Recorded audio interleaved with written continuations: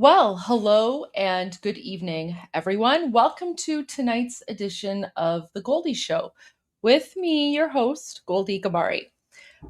So there's a number of things that I want to talk about today. Obviously, we have the breaking news and developing stories about President Trump being in the Situation Room.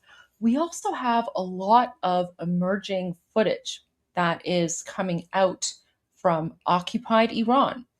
And this is footage that the Islamic regime does not want you to see.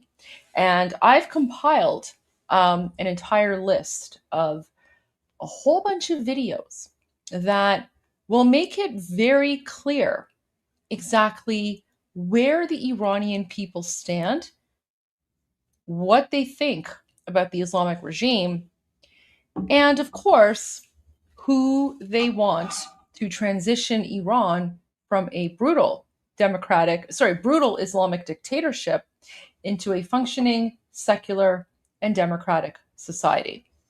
Um, I have been monitoring Fox News. So we're kind of going to do a little bit of a back and forth here. We're going to go through some video footage from Fox News. We're going to go through some updates from President Trump. I'm going to share some video messages from His Royal Highness, King Reza Pahlavi. And of course, we're going to share the footage itself. Now, Sean Hannity goes live soon, but there's actually a video that Fox News just put out literally moments ago.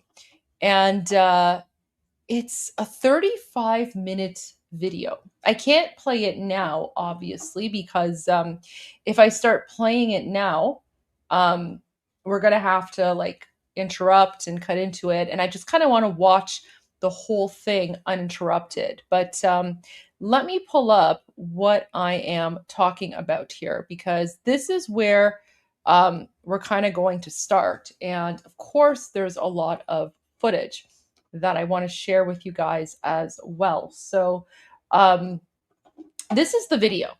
So Fox News literally moments ago put out this video, and it's called Behind Closed Doors. And it's a compilation and a summary of literally all the breaking news that's happening right now behind closed doors. Now, how accurate this is, I don't know, but Fox News has typically been pretty good, especially when it comes to Jesse Waters and, obviously Sean Hannity. Mark Levin also has some, surprisingly, some, well, I mean, I shouldn't say surprisingly, because Mark Levin has always been fantastic, but Mark Levin has also been putting out some statements that I want to share with you guys. And 2CTV, of course, just recently put out some posts that apparently there's more action and more boom booms in the United States. Sorry, more actions and boom booms by the United States in occupied Iran. Sorry, guys, if you can tell, it's been a little bit of a long day. But I do have some good news for all of you. I have some very, very good news for you. So let me just pull this up really quick. I know a lot of you really enjoy when I share and translate Morad Vaisi's live stream videos for you. For those of you who are new and who have no idea what I'm speaking about, so Morad Vaisi is literally the top geopolitical analyst when it comes to Iran, the Middle East, United States, Israel, and everything that's happening. Okay. And I've been watching him. I watch all of his live streams every day, because I just want to make sure that the things that I see and the analysis that I have, if I'm on the right path, or if I'm just like totally off base. Anyways, so I was watching Morad Vaisi's live stream, literally just finished moments ago. And I asked Morad Vaisi, do I have your permission to take some of your live streams, translate it into English, and share your message with non-Iranians? Because a lot of people have really enjoyed and appreciated your analysis and your updates. And I got a fantastic response. Morad Basi said, yes, absolutely, go for it. He said, I encourage everyone to, if there's interest, to share my videos, translate them. And then he also acknowledged that many people have already done so. So keep an eye out for that, because starting tomorrow, I'm going to add like a new segment to some of my videos or possibly live streams where I take the analysis that Morad Basi provided the day before, I translate it and I share it with you guys, because the things that Morad Basi says, you literally don't hear any of this analysis in the mainstream media, at least not right away. Because Morad Basi will provide an analysis, and then literally like 1 or 2 or 3 weeks later, you start hearing about his analysis in the mainstream media. So now that I have his permission to do so, because, the thing is, like, Morad Basi, he's a top geopolitical analyst, and he spends a lot of time and effort to prepare his live streams and gather information and share it, right? So I didn't want to just go ahead and just take his live streams, translate it into English, and then share it as a video, because that's, not much effort on my part. I mean, a little bit of effort, but you know what I mean, right? Like, he's pretty much doing all the research and everything, and I didn't want to take advantage of that. So before I started doing this, I wanted to make sure that he's okay with this, and he gave the green light. So yeah, you're going to see, starting tomorrow, you're going to see a lot more videos where I'm analyzing, or not me analyzing, where I'm translating Morad Basi's analysis into English so that you guys can have the DL on what's happening in occupied Iran and the surrounding region. So keep an eye out for that, because I have a feeling that the Morad Basi videos are going to be a hit. But having said that, Sean Hannity, I believe, is just about to go live. So while we're waiting for Sean Hannity to go live, because I always want to know what Sean Hannity says, especially on a Friday evening. And we all know why Sean Hannity, if Sean Hannity says anything about Iran, occupied Iran on a Friday evening, why that's important, right? Let's all remember February 27th. But let me just share President Trump's message with you. I know you've seen this, but I'm going to read it again, because this is sort of the foundation for everything that's been happening in the last 24 to 48 hours. So President Trump wrote earlier today, Iran must agree. And this is the key part, right? Because he starts off his entire post by saying Iran must agree that they will never have a nuclear weapon or bomb. The Hormuz Strait must be immediately open, no tolls, for unrestricted shipping traffic in both directions. All water mines, bombs, if any, will be terminated. We have removed through detonation numerous such mines with our great underwater minesweepers. Iran will complete the immediate removal and or detonation of any mines that are left, which will not be many. Ships caught in the strait due to our amazing and unprecedented naval blockade, which will now be lifted, may start the process of heading home. Say hello to your wives, husbands, parents, and families from me, your favorite president. The enriched material, sometimes referred to as nuclear dust, which is buried deep underground with virtually collapsed mountains caused by our powerful B-2 bomber attack 11 months ago, sitting on top of it, will be unearthed. Here's the key part. Will be unearthed by the United States, which, it is agreed, is the only country, along with China, with the mechanical capacity of doing so, in close coordination and conjunction with the Islamic Republic of Iran, plus the International Atomic Energy Agency, and destroyed.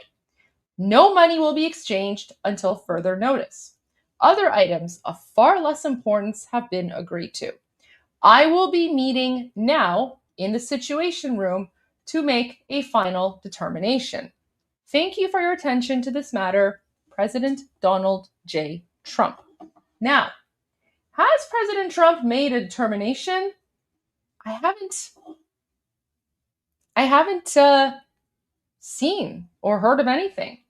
But let's go to Sean Hannity, and we're going to continue this conversation momentarily, because I always watch Sean Hannity, especially right before a possibly interesting weekend.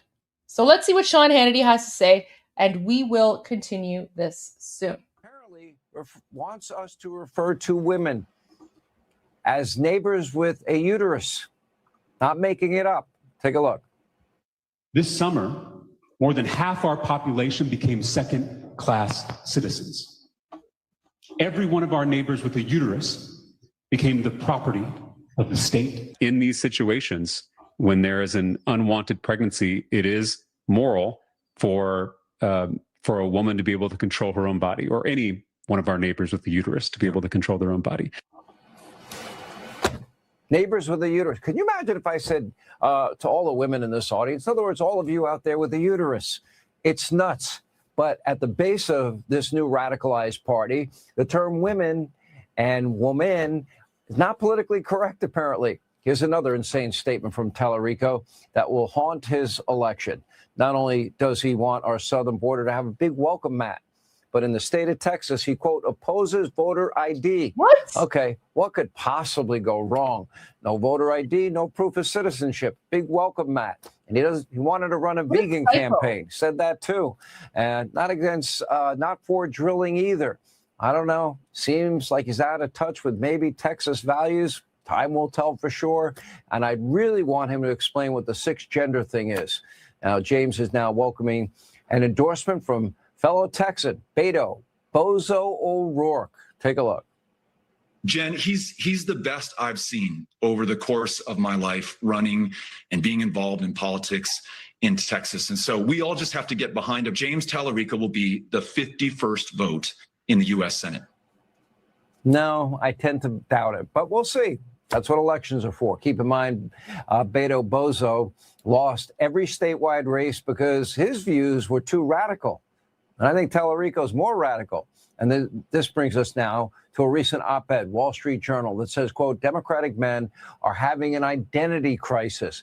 On one hand, you have wimpy, woke, left-wing activists running in a state like Texas, while in Maine, Democrats are running a communist with a Nazi tattoo. His name, Graham Plattner. Now, the author of that op-ed, Teddy.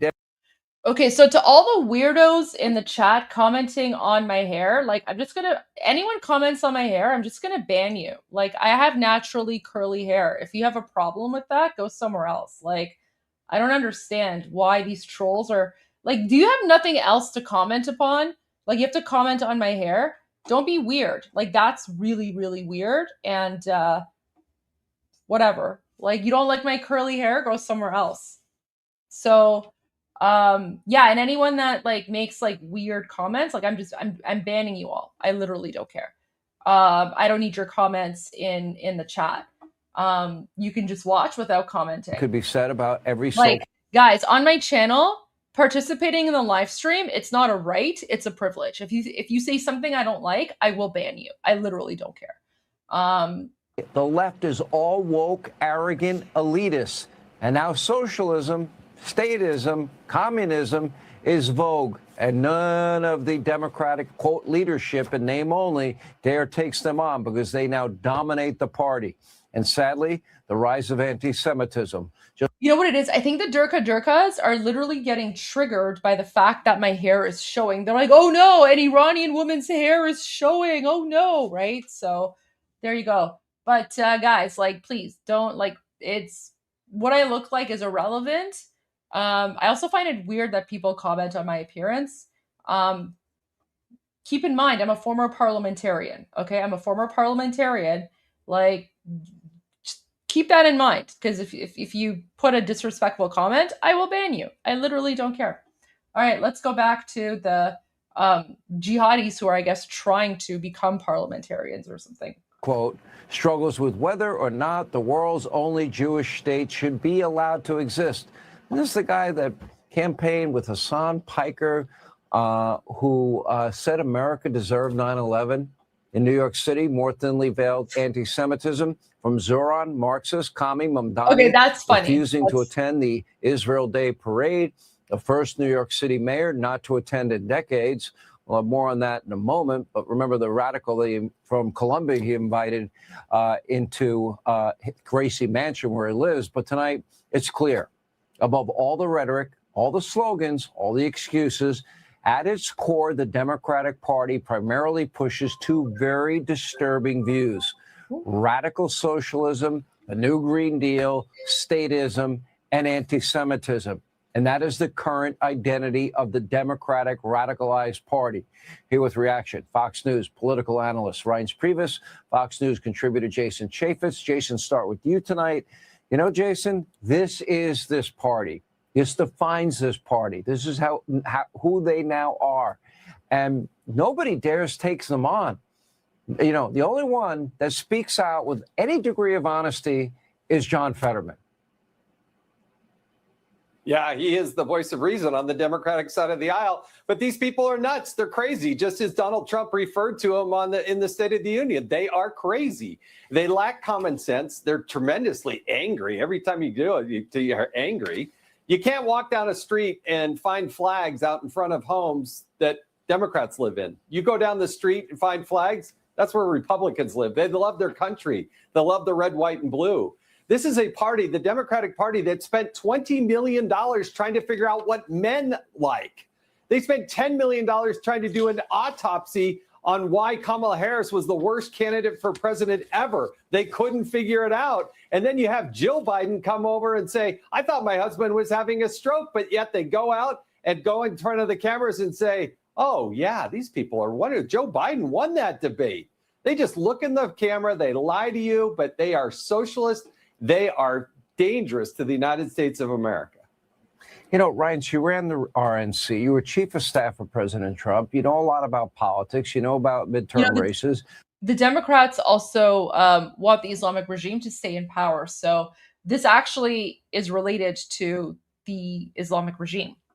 You had the Supreme Court decision on racial gerrymandering. Number three, you had the state of Virginia, the Commonwealth of Virginia, the Supreme Court there go against their power grab.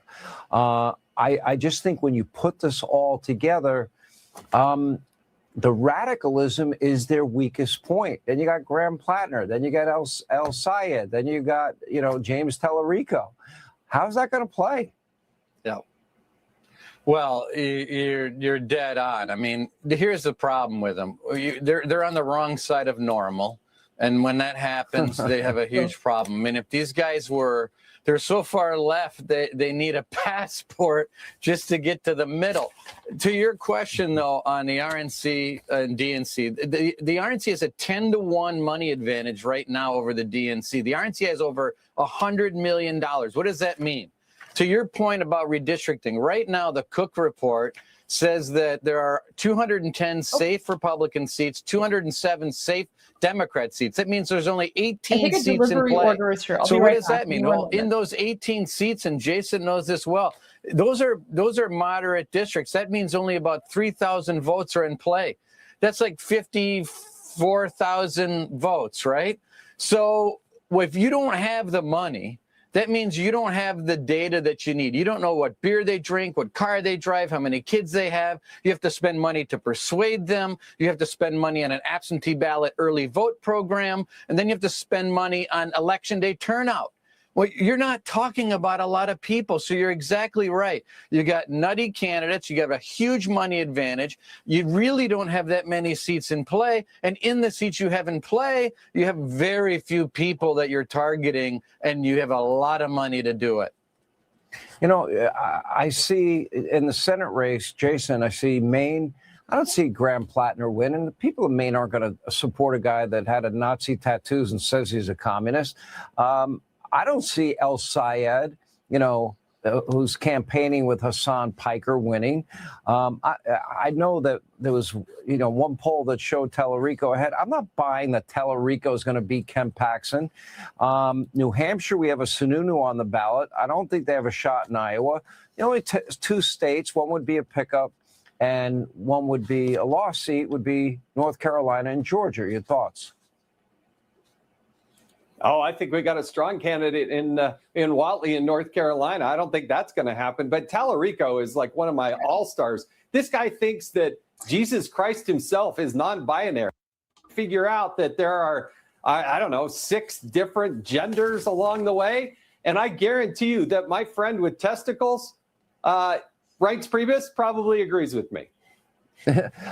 What does that do if God is non-binary? All these years as a Christian, I say the Our Father prayer, Our Father who art in heaven. I don't know. I mean, do you know what the 6 genders are, Rice? That would be a nice quiz question for you.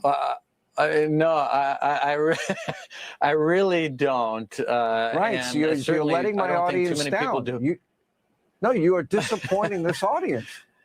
Jason, do you know? I'm disappointing everybody.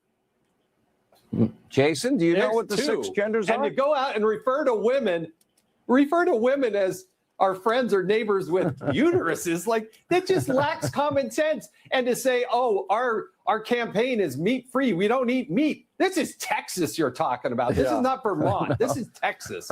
You eat meat in Texas. Well, and here's the thing. I mean, here's the big problem. I mean, on the Plattner issue, you're dead on right, Sean. I mean, it's bad enough about having his character, but to tell a private first class who's probably about 19 at the time, who got shot 4 times, saving 7 people, that he doesn't deserve to live. I mean, this is beyond just like, a Facebook post. This is a core heart issue that he's got, and people are not going to support that kind of stuff. And Democrats, you know what's crazy? This whole people with uteruses thing that you guys in America are experiencing right now. Let me just share this because this is wild. This whole people with uteruses nonsense actually started in Canada. We had to deal with this from the woke radical left in Canada back in 2023. Look at this. Let me just share this really quickly and then we'll go back. But if you think this people with uteruses thing is new, it's not. And then we will go to Iran in a moment. But again, guys, what's happening in the US with the Democrats versus the Republicans, that's critical because if the Democrats win, the Islamic regime will stay in power. And their ideology is insane. Look at this. This is absolutely disgusting. Wait, can I change the settings here? Video quality. Let's go with high. Okay. And let's go on, Mr. Speaker. It's an honor to stand today and rise in support of the motion that my wonderful colleague from Calgary, Edgemont, has proposed. I recognize my limitations as a cisgendered man and recognize that we don't have all of the answers, especially with respect to folks with uteruses. And so a cisgender man apparently does not have all the answers on how to deal with folks with uteruses. So he literally replaced the word woman with folks with uteruses. Has proposed. I recognize my limitations as a cisgendered man and recognize that we don't have all of the answers, especially with respect to folks with uteruses. And I would be remiss to not have that identification that we also in this motion have to recognize non-binary and trans folks who still possess uteruses. And when we have this conversation about providing services, we have to recognize that some of the most marginalized folks in our community are often those that have intersectional identities. Being a queer man myself and also an Indigenous man, I recognize that I come from 2 communities that haven't always had the benefit. Yeah, but you don't come from the community of folks with uteruses. I'm the community of folks with uteruses, and I'm telling you right now, stay in your lane. We're called women. There's a reason for that. Anyway, so let me go back to Sean Hannity. But yeah, like the reason that you're seeing all this insanity in the United States is because it's been slowly creeping, coming in from other countries, and I have a feeling this goes back to like the woke progressive, like communist, Marxist like ideology. Like it's all interconnected. It's all interconnected. And if you ask me, to me, this looks like communist ideology trying to destabilize the West. But wait, let's go back to Sean Hannity, and I know he's going to go to Iran soon. What he said. I mean, that is a classic presidential debate moment. So everyone forgets Trump actually won that debate.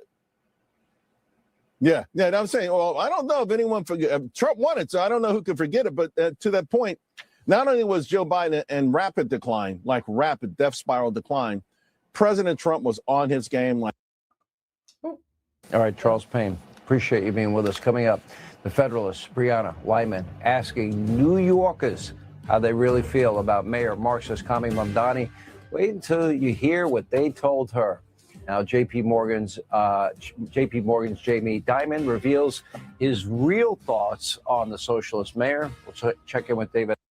Okay, so Sean Hannity's going to commercial break. So what I'm going to do is I'm going to share a few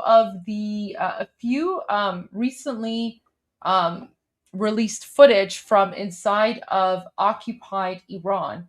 And then we'll go back to Sean Hannity afterwards, because I know that there's going to be some news about occupied Iran. So I'm just going to go through my bookmarks. So bear with me.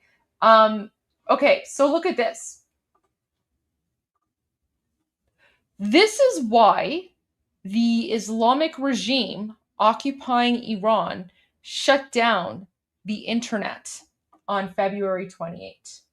And just to put it in context, let me bring up the post by NetBlocks.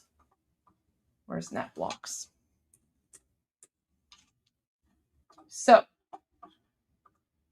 NetBlocks, I have no idea who runs NetBlocks, but God bless them, because they have been using their platform, which is a huge platform, by the way. They have been using their platform to be a voice for the Iranian people for the last, for the 88 days that the internet was shut down. I also want to add a disclaimer. Just because the internet is back online, it doesn't mean that the internet is free. It doesn't mean that people can access internet safely. Iranians still have to use VPNs and filters to access the outside world. They use fake names, they use fake identities, but they're still speaking out, despite the fact that the terrorist Islamic regime not only silenced their voices for 88 days, but they have been trying to destroy evidence of the massacre that happened on January 8 and 9, where over 40,000 innocent unarmed Iranians, over 40,000, were slaughtered in 2 days alone. So here we go. So NetBlocks posted yesterday. 3 months ago today, Iran, they mean the Islamic regime, shut off access to the global internet. While connectivity has now largely returned, metrics indicate that users still face heavy filtering, similar to the interim period between the January protests and the start of the war. Look at this. Look at this, guys. Like, can you even fathom? Can you even imagine this? Like, on February 28th, the internet all of a sudden just went down to zero, right? And for 88 days, Iranians were unable to communicate with the outside world. except for one or two people here and there using Starlink maybe, or whatever the case might be.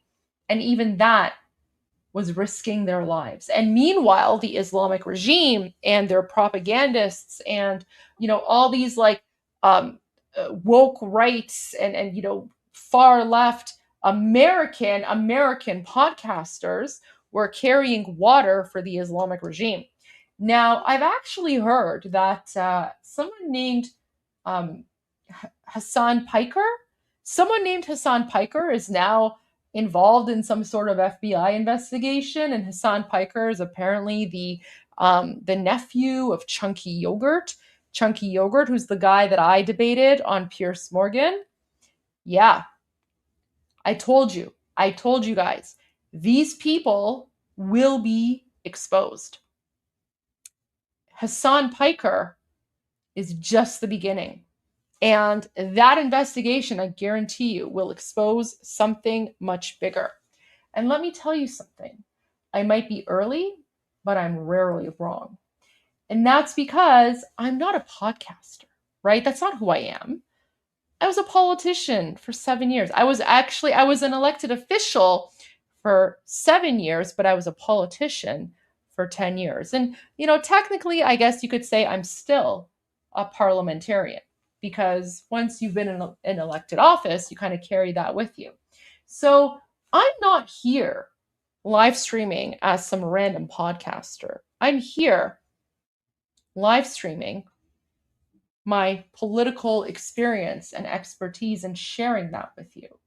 And that's the difference. And that's probably why my channel isn't huge, because I'm not a grifter, right? Like, I don't go out there and put clickbait titles and I'm like, Iran this and, whatever that. Anyways, Sean Hannity's back. Let's go back to Sean Hannity and I'll continue this conversation after. Mayor Zoran Marxist Kami Mamdani. Here's what people had to say. By the way, Zoran supports the Islamic regime. Did vote for Mamdani. All right. By the way, Zoran's aunt. So Zoran Mamdani, by the way, he's a 12er Shia. The Islamic regime is a 12er Shia. Keep that in mind. Zoran's aunt supported and supports the founder of the Islamic regime. Keep that in mind. So when I tell you that the Islamic regime is a foreign invading, occupying force, I'm not exaggerating, because it's people like Zoran Mamdani that support the Islamic regime. And there's a lot more to say about that. Mayor has done. I think he's brought a lot more integrity to the office. I mean, Eric Adams was crooked as hell, and we want somebody honest. What has the mayor done so far that you like?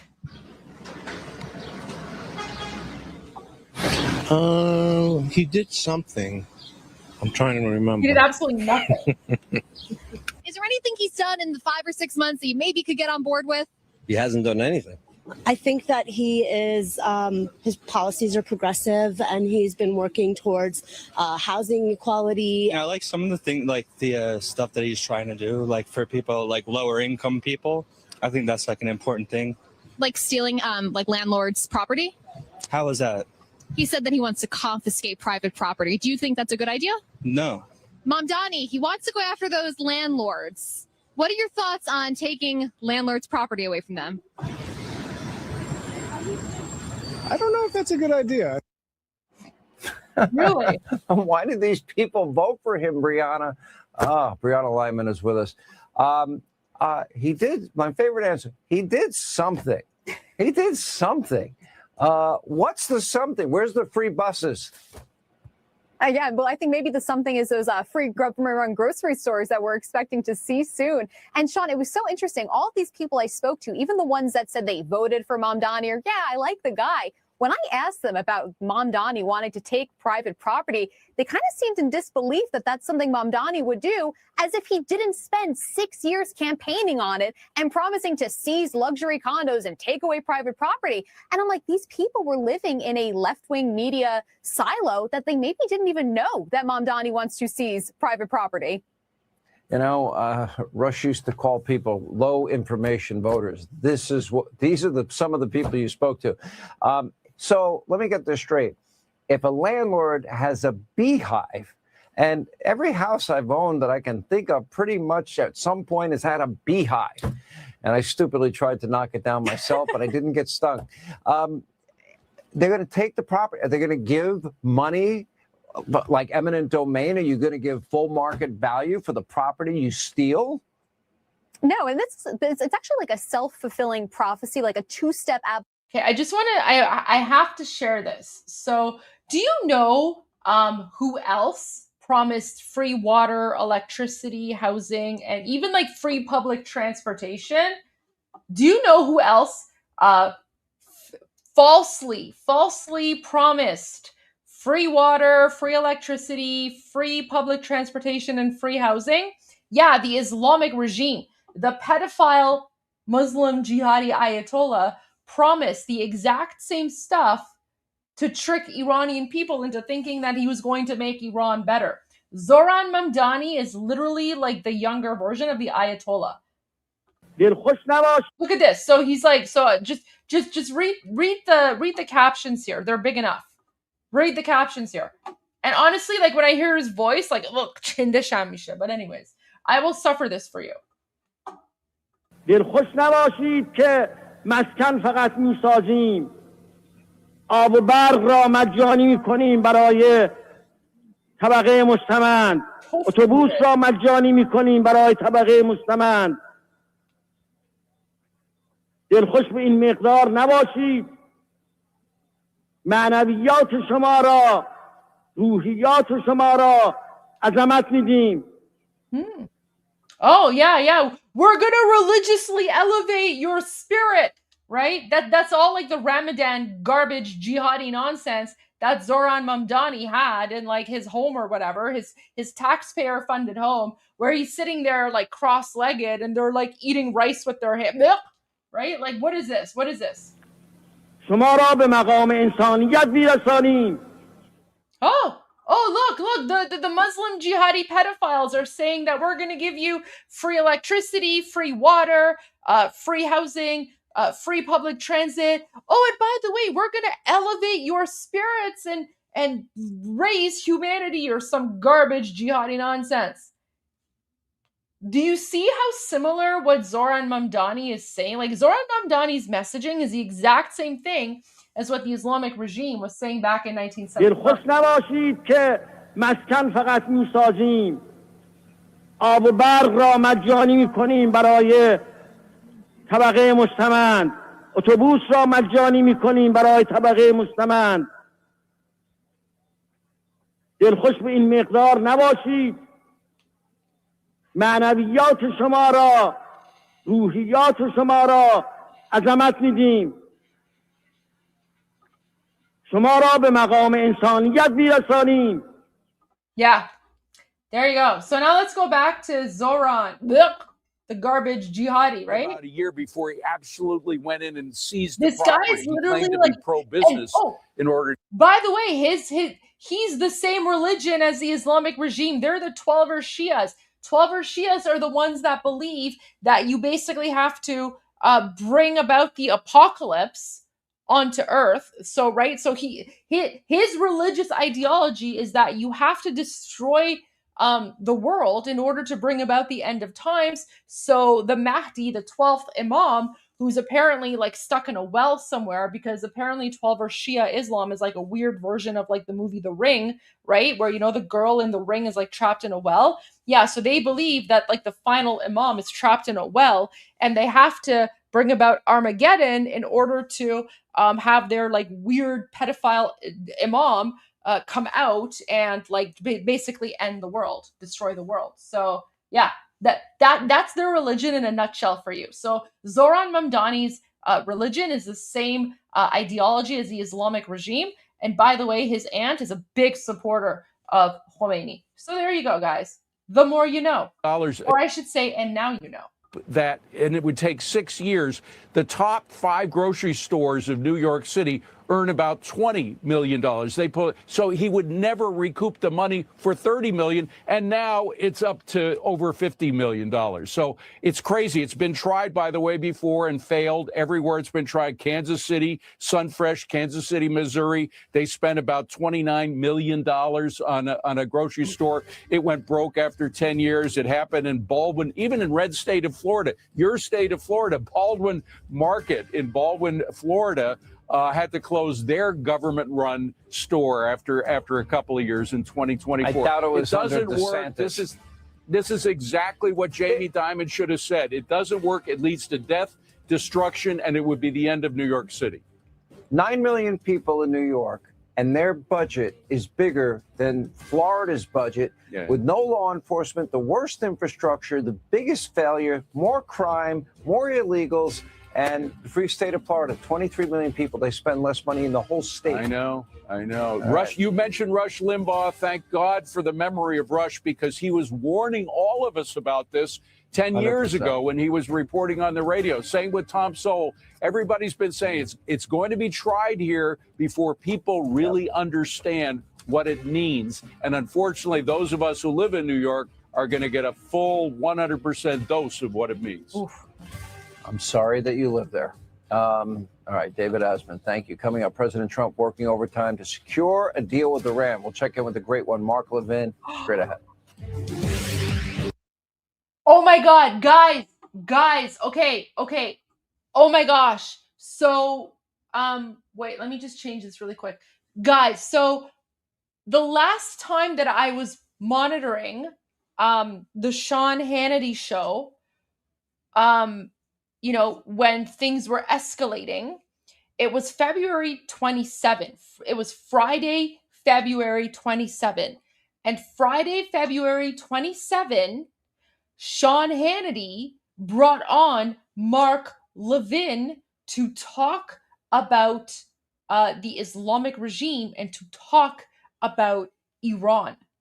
And I have been monitoring Sean Hannity ever since then, okay? Because I'm noticing patterns here.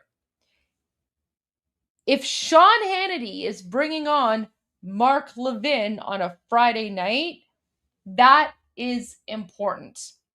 Because there are a few people within the media broadcasting realm that are very close to President Trump, and they have his ear. Mark Levin, Sean Hannity, and Maria Bartiromo are the top 3 people. The fact that Sean Hannity is about to bring on Mark Levin, that's huge. Let me share some footage with you about the newly released images coming out of occupied Iran. These are videos that the Islamic regime does not want you to see. This goes back to January 8 and 9. So I'm going to share this one video. I'll answer a few of your super chats, and then we'll go back to Sean Hannity when he goes live, because we do not want to miss that.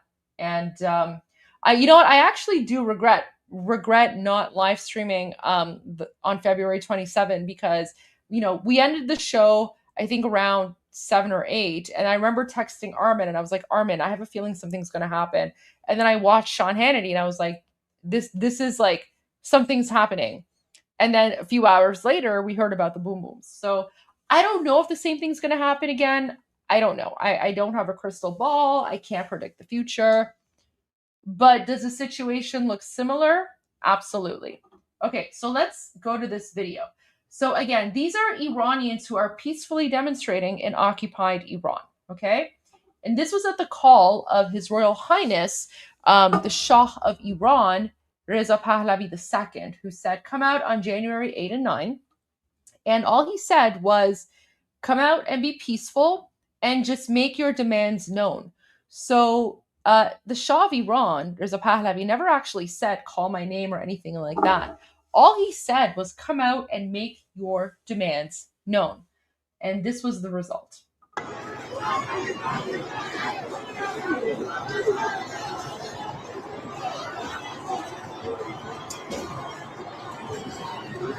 Vakil Abad Mashhad. So the guy says Vakil Abad Mashhad. So Vakil Abad is a neighborhood within the major city of Mashhad, Iran. Do you see this? Do you see the number of Iranians on the streets? But do you also see how peaceful they are, right? There's no rioting, there's no violence, there's no looting, there's no vandalism. Iranians are literally taking to the streets in the millions, and they're making their demands known. And what they're saying is, we don't want the Islamic regime. We want King Reza Pahlavi, and we want a free and secular democratic society. Like, guys, this is not a regular road. This is a highway. This is a highway. The highways, like, there's not a single car on the highways because the Iranian people went out. Oh, wait, Shah Hannity's back. Okay.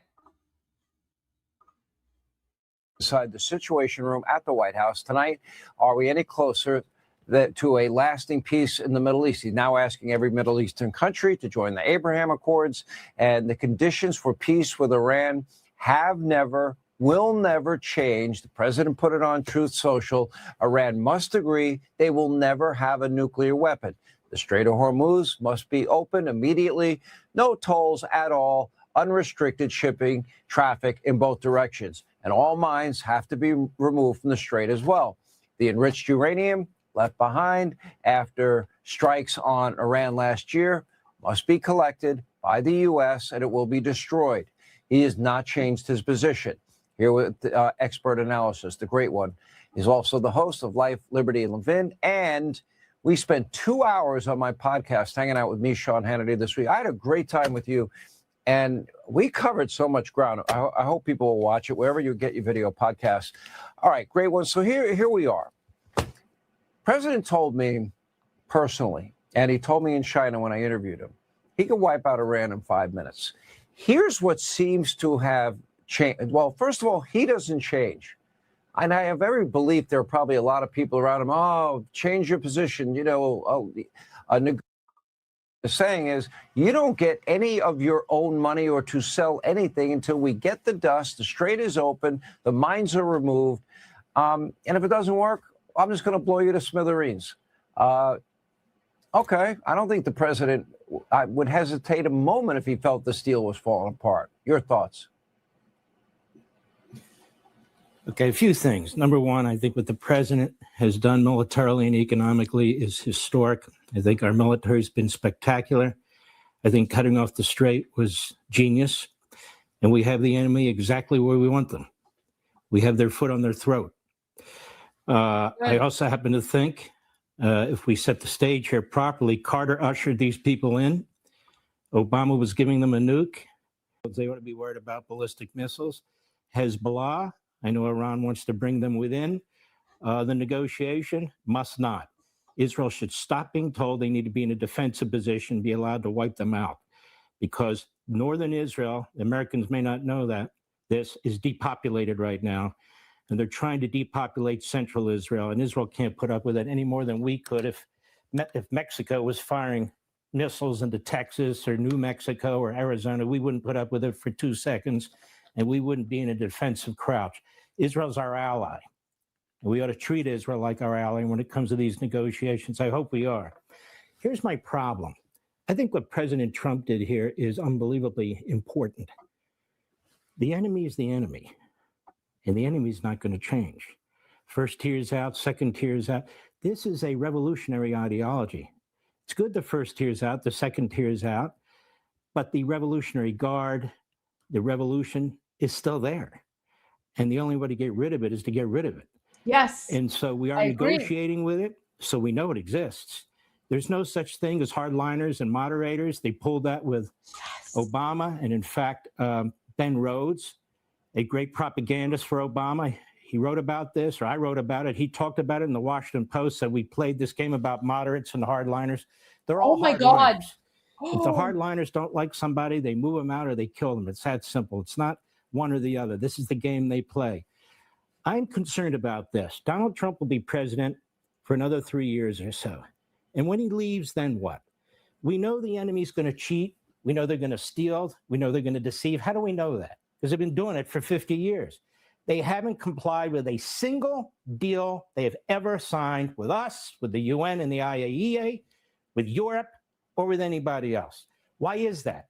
Because that is their 7th century fundamentalist Islamist ideology. They exist to spread the revolution.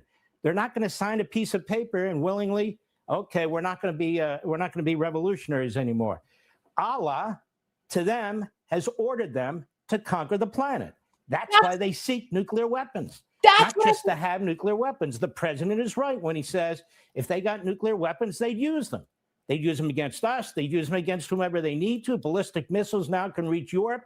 They will refine them so they can reach the United States. Then what? So when Donald Trump is gone, you're going to have a regime that is a history of non-compliance. Now you're going to have a United States government under Republican and Democrat presidents of a history of appeasement other than Donald Trump. So what are we going to do in 5 years, 7 years, 8 years, 10 years? We have a 20-year deal, whatever it is. What if it is a Kamala Harris or a Newsom? Or what if it is one of these Republicans? Or what if it's an isolationist Republican and they're out there? Or what if it's just a Republican that doesn't want to get involved? They're worried about the price of gasoline. They're worried about midterm elections. What then? You can't write an agreement that reaches out from one administration to the next unless we have a treaty and then forces that administration to do certain things, or will force the Iranians to do certain things. Now, I could be wrong. I look forward to the details in the next 60 days and so forth of what's going to take place. But that's my concern. You know, Reagan famously said, and you worked in the Reagan administration, we talk about this on my podcast at length, and you worked for the great Ed Meese, and he was great, and President Reagan, and you knew them both well. And Reagan famously said, freedom is but one generation away from extinction. Donald Trump is doing his job for this generation to prevent our children and grandchildren from not having a nuclear-armed Iran. He has wiped out pretty much everything that they have. He can wipe out the rest of their economy. Don't wipe out the economy. Wipe them out. You know, this midterm election is important because the left just wipe out the Islamic regime. Wipe them out, and everything will be fine. Oh my gosh. Power grab. You saw what Abigail Spanberger. They don't want voter ID, proof of citizenship. They want no voter integrity. We know what they will do. There's only one answer, Mark, to defeat them electorally. And now President Trump has shown this is his party. Look at Cornyn, look at Cassidy, look at Massey. They're gone, Mark. I agree with you 100%. We got a lot of things going on in and outside this country. As for the Democrat Party, they are the enemy within. They're an umbrella group for the Islamists, for the Marxists. They hate the Constitution. They are anti-constitutionalists. They are anti-American. They keep embracing these Marxist ideologies. You listen to Bernie Sanders, you listen to most of them. They don't talk like Americans. And even in this war, they took the side of the enemy. They've been undermining the president. They've been undermining our military. They've given aid and comfort to the enemy that the enemy is used to be stubborn. The enemy is used for propaganda in its own country. There's no question that the Democrat Party is an enemy within. No question whatsoever. All right, I spent 2 hours with the great one on my podcast, hanging out with me, Sean Hannity. It was a Check it out. It was fun, and we have some fun stories to talk about. The great Babe Ruth of talk radio, Rush Limbaugh. I hope you'll check it out wherever you get your video podcasts. Great one. Thank you. All right, coming up, President Trump rallying behind Giants quarterback Jackson Dart. Plus, you won't believe how New York Governor Kathy Hochul plans to crack down on speeding drivers. Big brother is alive and well. One and only, Jimmy Fallon. It's going to be interesting to see what he's wearing tonight. Next. Wow. Home. Wow. Oh my gosh. So Mark Levin pretty much said everything that, I've been saying, right? You can't negotiate with them. They cannot honor a deal. These are radicals. Like, guys, I told you the Islamic regime literally believes that they have the Allah-given rights to enrich uranium. And the fact that Sean Hannity and Mark Levin are having this conversation on a Friday night while the entire world is waiting for President Trump's decision. Oh my gosh. I don't know if I'm going to be able to sleep tonight. And I have to go to like my yoga class tomorrow morning. I don't even know how I'm going to be able to go to yoga. Like I might have to cancel that depending on how late this goes tonight, because the last time something happened was like in the middle of the night. But guys, so look at this. This is the footage and video that's coming out now that the Islamic regime has slowly reopened the internet, right? This is the footage that they don't want you to see. Millions and millions and millions of Iranians going out into the streets. Watch this. And then the people are like, voy, voy. Voy, voy in Persian means like, wow, wow. Look at this. So this is a huge highway. Both sides of the highway, you don't see a single car. Instead, what you see are millions and millions of Iranians who've taken to the streets, peacefully marching. Why? Because they want to have the same opportunity as you and me. They want to have the same exact rights as you and me. They want to live in a free, secular, democratic society without the Islamic regime. That's what Iranians want. They basically want what you have. We just want to have what you have. And here's the other thing. Here's the other thing I want to mention. Don't think that just because some Iranians live outside of occupied Iran in a Western country, don't assume that that means we're free. We're not. Because the Islamic regime hounds us. They monitor us. They terrorize us. They murder us. They threaten our friends and family back home in occupied Iran. They put bounties on our head. Guys, don't forget, the Islamic regime put a $250,000 bounty on my head. That's why I can't go out in public anymore. I can't. I literally cannot. Because the Islamic regime has a $250,000 bounty on my head just because I have a YouTube channel I'm speaking out. And the FBI actually used that email threat that I received from the Islamic regime to shut down 4 of the Islamic regime's websites. They used my email in their affidavit. So yeah, just because I live in Canada, that doesn't actually mean I'm free. Because no Iranian is free until the Islamic regime is overthrown. That's what it means to live under a brutal, oppressive, totalitarian dictatorship. And I pray that it is something that you will never, ever have to experience.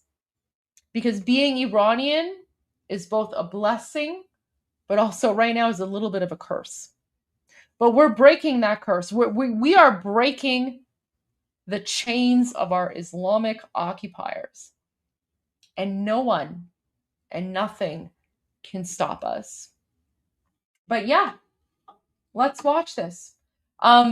There's also been threats against Tusi TV and Mahir Tusi because he's also been speaking out. So yeah, these threats are real, right? Because it's not just about controlling Iranians in occupied Iran.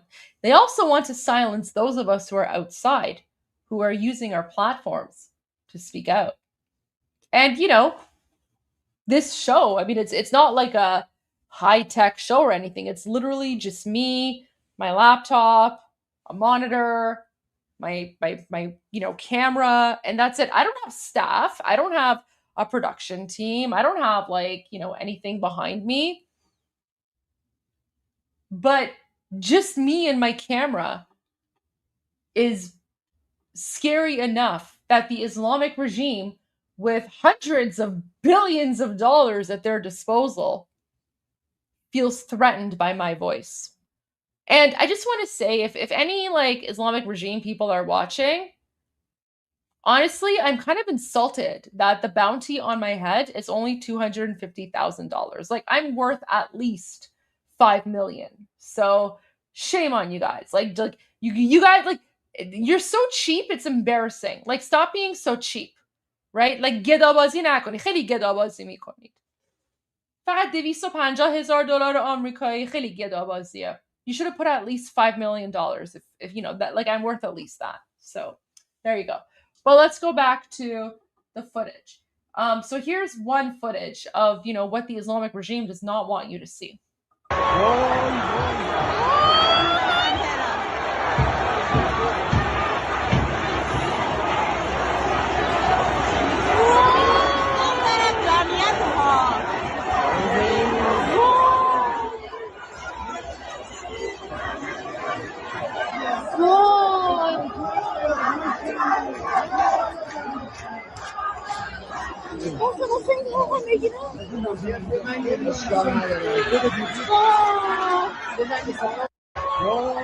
You see that?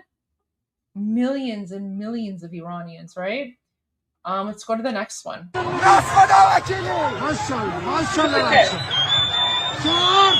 Oh, and by the way, the reason that it's dark is because the Islamic regime purposely cut out the electricity so that when people are recording, they can't show how big the crowds are, right? So look at this. And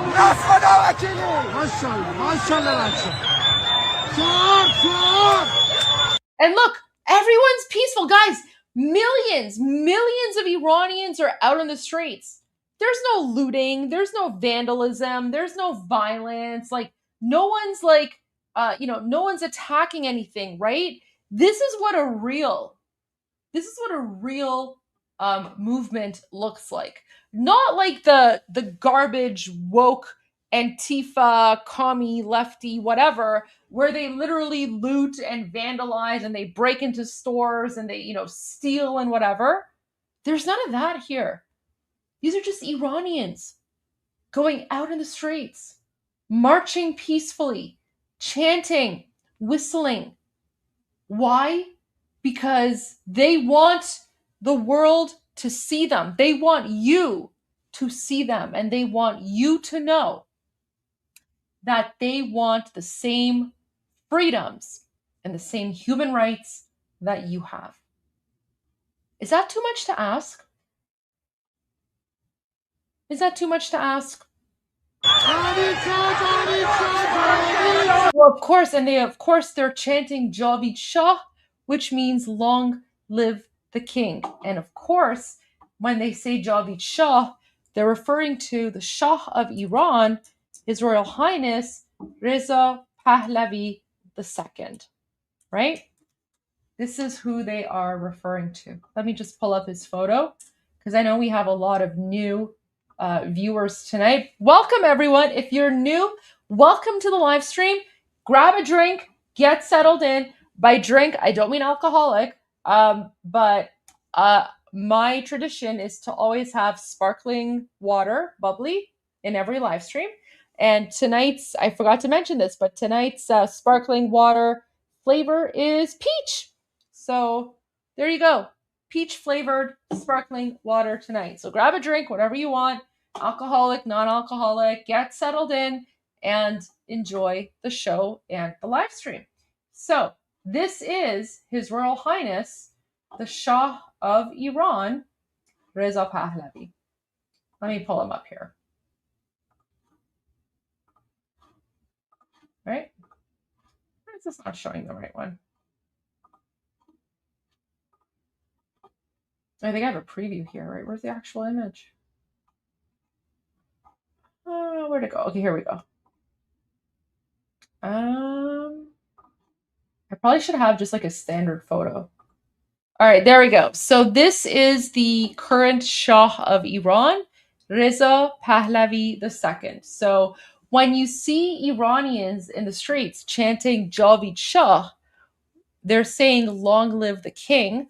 They're referring to our wonderful Shah, Reza Pahlavi II, who's not only the Shah of Iran, but he is also the leader of Iran's national lion and sun revolution.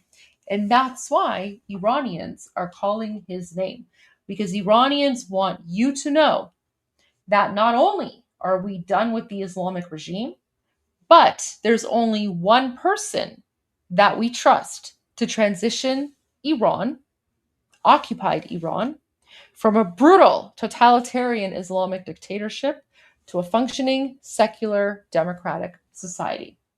And that person is none other than His Royal Highness Reza Pahlavi II, the Shah of Iran. Okay, let's go back to the footage. So they start chanting Javid Shah, which means long live the king.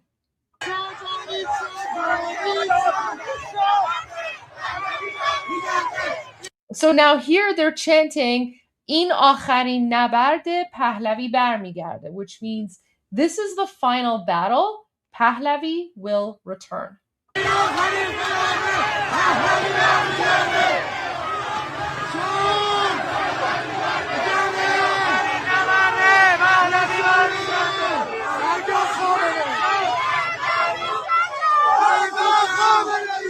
And now they start chanting Magbar Khamenei, which means death to Khamenei. Again, this was back on January 8 and 9. And, thanks to the amazing efforts of the United States and Israel, Khamenei was in fact Magbar on February 28, a historic day. And by the way, I have footage of Iranians reacting to the news of Khamenei's death, or, in Persian, Magbar, as well. And I'll share that with you. But yeah, here they're chanting Magbar Khamenei, which means death to Khamenei.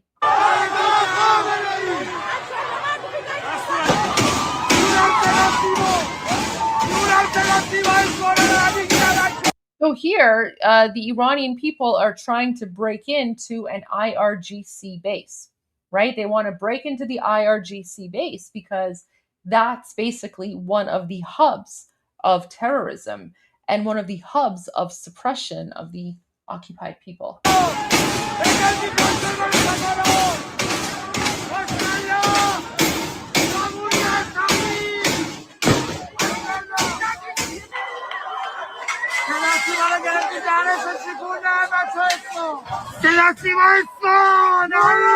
So here, what they're doing is, this is in Isfahan, the city of Isfahan. And they're saying Seda Sima Isfahan. So they have basically destroyed the communication system of the Islamic Regime broadcast network in the city of Isfahan. Basically, Durka News Network. And for those of you who have been watching Iran Revolution for a while, you guys all know that Durka News Network is basically the propaganda mouthpiece of the Islamic regime. So attacking the Islamic regime state TV satellites is 100% a legitimate target, because there is no freedom of press in occupied Iran. There is no independent media network.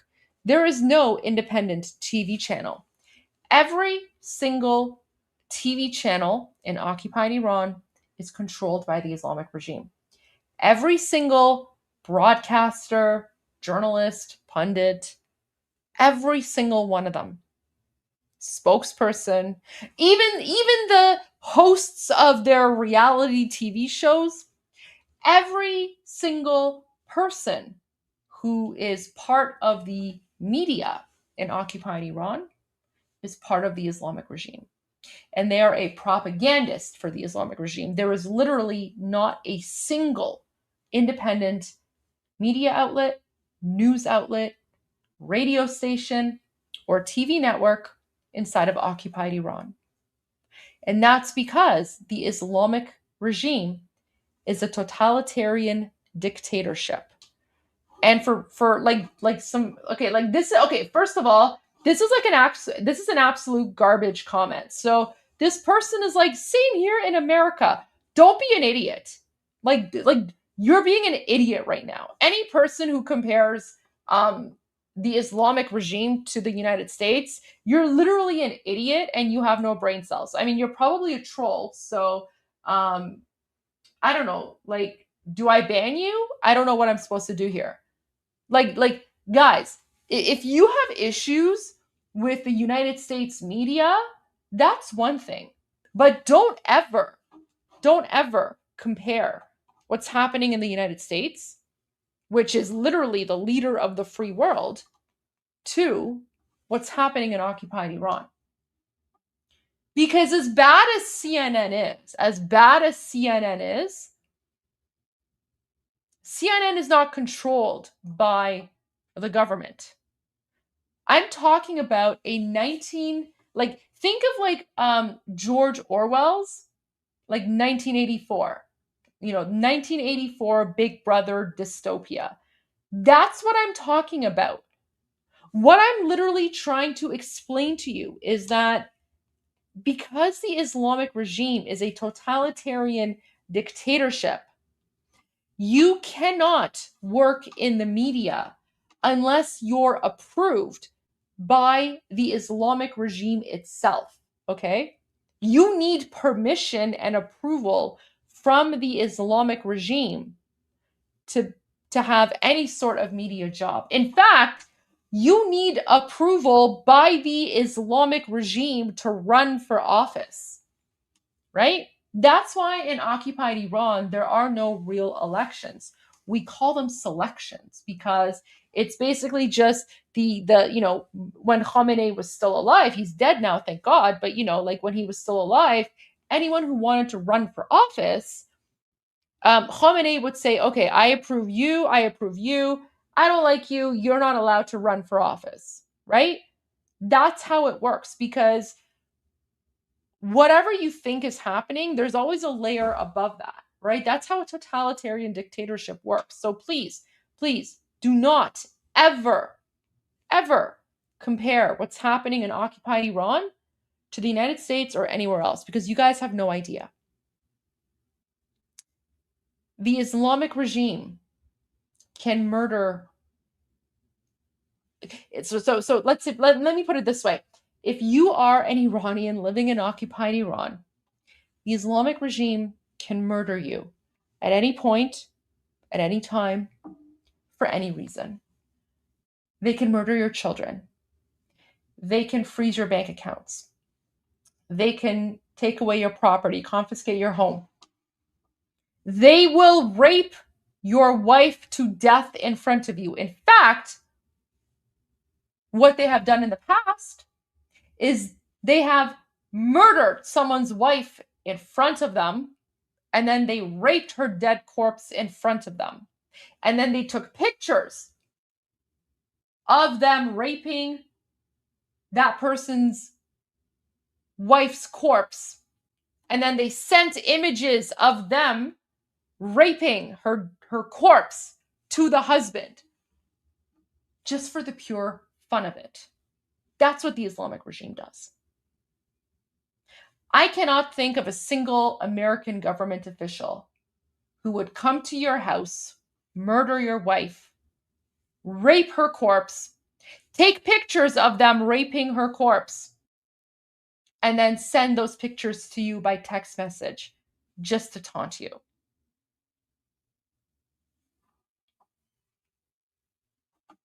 That's what the Islamic regime does. So please, do not compare the United States to occupied Iran, because it's not the same. And what I explained to you is just the tip of the iceberg. And many of you might find it hard to believe, because no rational, normal, logical human being could ever fathom that there could be anyone so evil or so cruel that could do something like that, right? Because that's the sort of stuff you read in horror movies or things like that. Hollywood horror movies have nothing on the reality of what's happening in occupied Iran for the last 47 years. Absolutely nothing. And that's because the Islamic regime, they don't view Iranians as human, because according to their religion and ideology, anyone who is an infidel is not human, and infidels can be exterminated because infidels have no rights. And that's why the Islamic regime is not Iranian. And that's why we Iranians are sticklers about people differentiating between the Islamic regime and Iran. Because we Iranians are a civilization that existed for thousands of years before Islam was invented. And we are a civilization that will exist for thousands of years after we eradicate the cancer that is the Islamic regime from Iran. But yes, going back to the video, this is why Iranians are attacking and burning the headquarters of Islamic Regime State TV, also known as Durka News Network.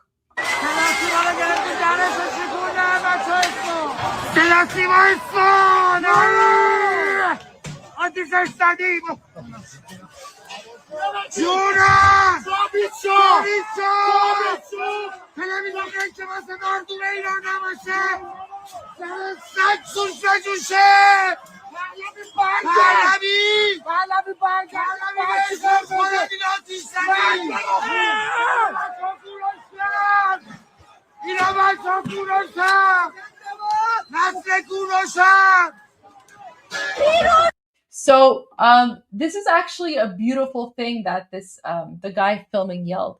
He said, "Nasle Kuroshan," right? Guys, for those who were watching, I think earlier today or yesterday, Kurosh is Cyrus, right? So the proper pronunciation of Cyrus the Great, who's the founder of the Persian Empire, in Persian, it's Kurosh. So he's yelling, "Nasle Kuroshan," which means we are the descendants of Cyrus the Great. Why are they yelling this? That's because the Islamic regime is claiming that Iranians are the descendants of, Ali and Muhammad and whatever Durka Arab, warlord, right? But keep in mind, Islam is a foreign ideology, right? Islam is basically an Arab religion, and Iranians were originally Zoroastrian.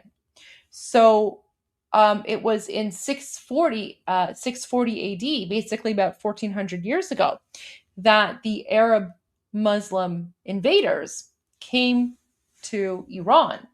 And that's when the Arab Muslim invasion of Iran began. And that's when they started imposing their Arab religion and their Arab warlords, right? The pedophile Arab warlords on Iranians, Ali and Reza and whatever, Mohammed, whatever it is, right? And the way that Iranians resist is by saying, we don't worship Arab warlords. We are the descendants of Cyrus the Great. So you can hear him in this video. He's saying, Nasle Kuroshan, which means we're the generation of Cyrus. Listen, you can hear it. Nasle Kuroshan.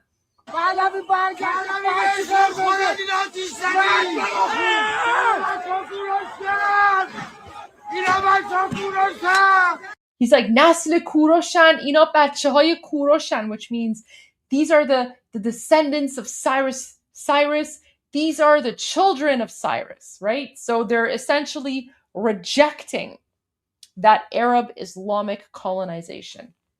Bachehay Kuroshan. We're the children of Cyrus.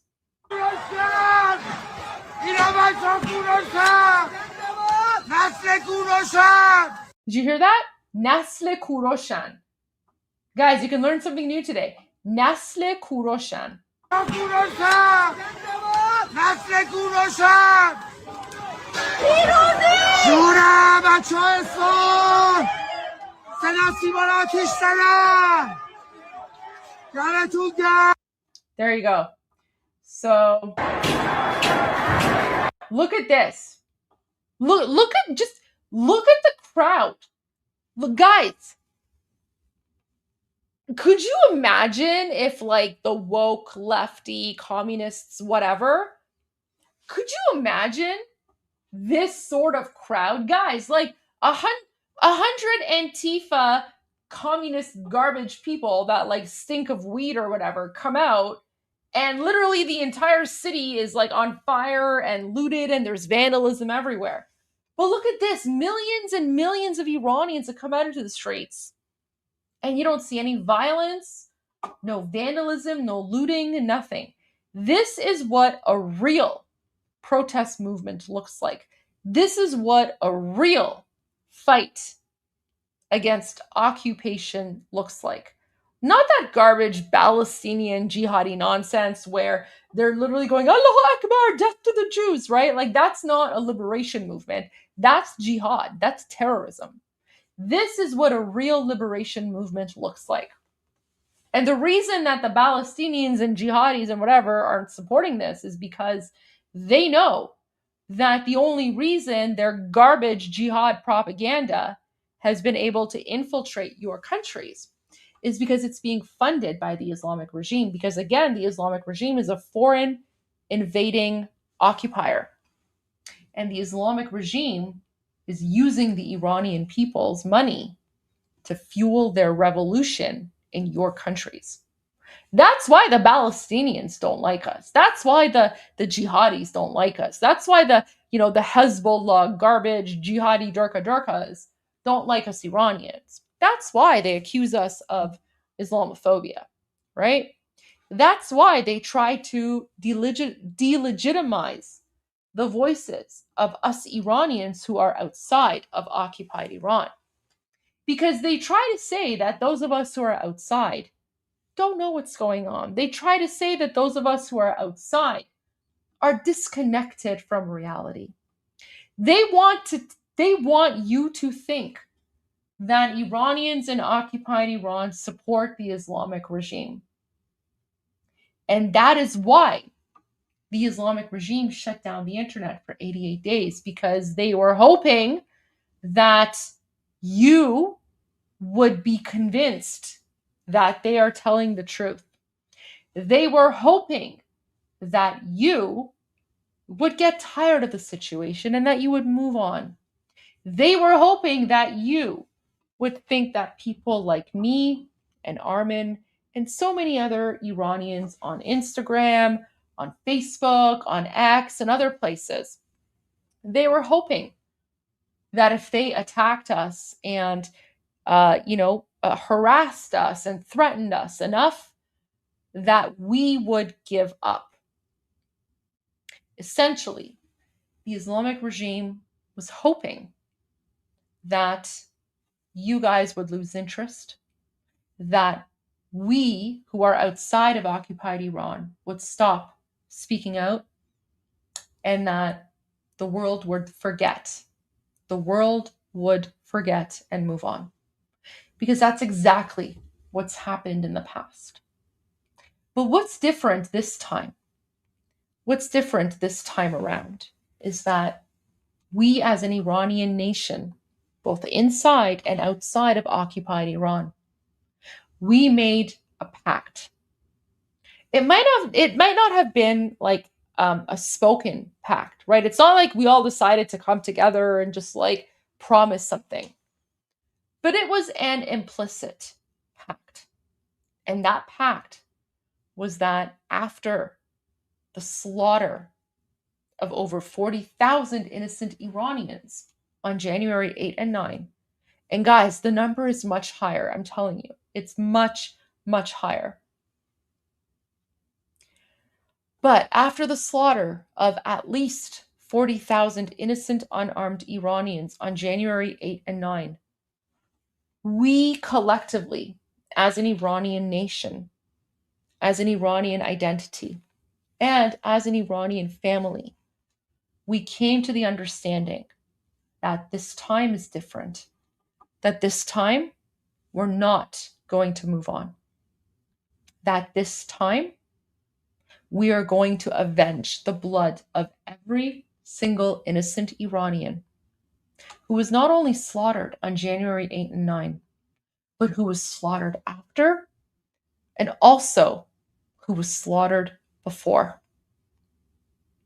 And after 88 days of the Islamic regime trying to silence us and threaten us, and they brought their garbage, Pakistani jihadi terrorists to Iran, and even they tried to spread the most garbage propaganda, right? And you guys know which garbage Pakistani people I'm talking about, right? I'm not going to name names because they're literally garbage. But they tried everything. They tried death threats. They tried silencing us. They shut down the internet. But nothing stopped us. And now you guys are seeing the truth. So please pay attention to these videos, because there's a reason the Islamic regime did not want you to see this.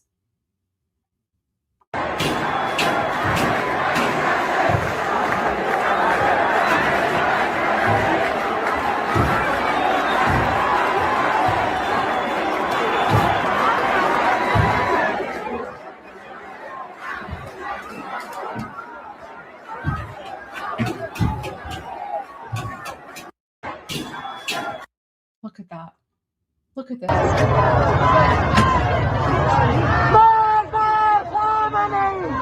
They're chanting death to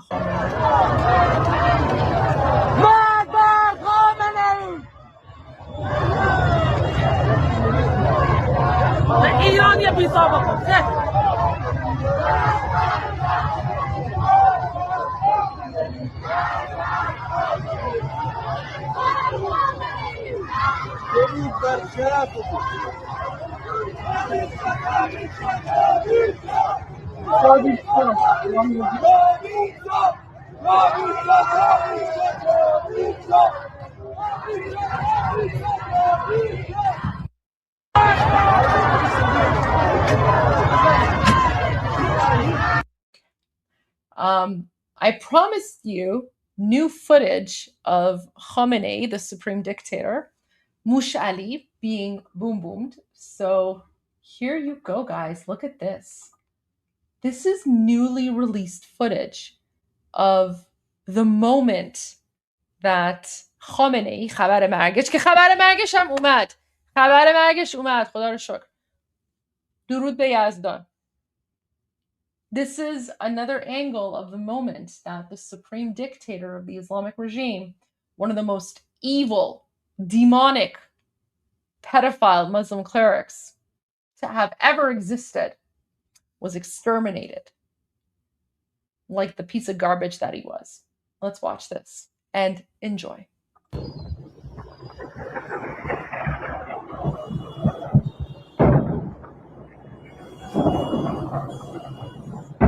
Do you see how cars are honking? So the cars are honking because they're celebrating. Like they're basically the way that the cars are honking, it's like an Iranian thing. You can tell. Like as an Iranian, you can tell when like a honk is angry and when the honk is like celebratory. That's a celebratory honk. The honking sounds on the cars, that's a celebratory honk. Oh my god! I totally missed that. That was a missile. Guys, I haven't. Oh my gosh, I haven't actually seen the missiles. Look. I just noticed it. Do you see the missile? Let me make this bigger. Look at that. Look at that. It's right there. It's right there. That's the missile.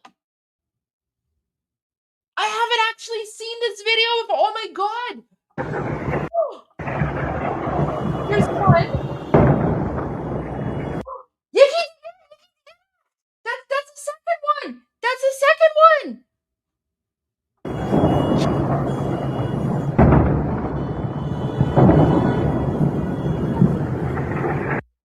Oh my god, there's two more. Look at that. Look at that.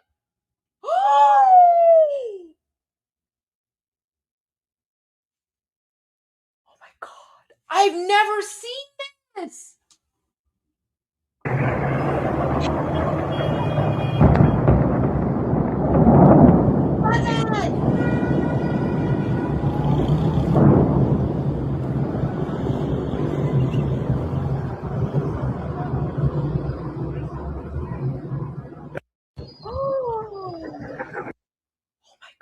Guys, that's beautiful. Oh my gosh.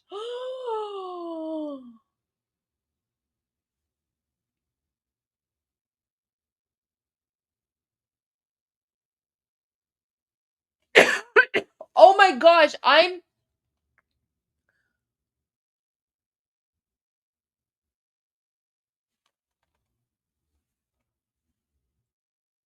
wow. All I can say is just, thank God. Thank God.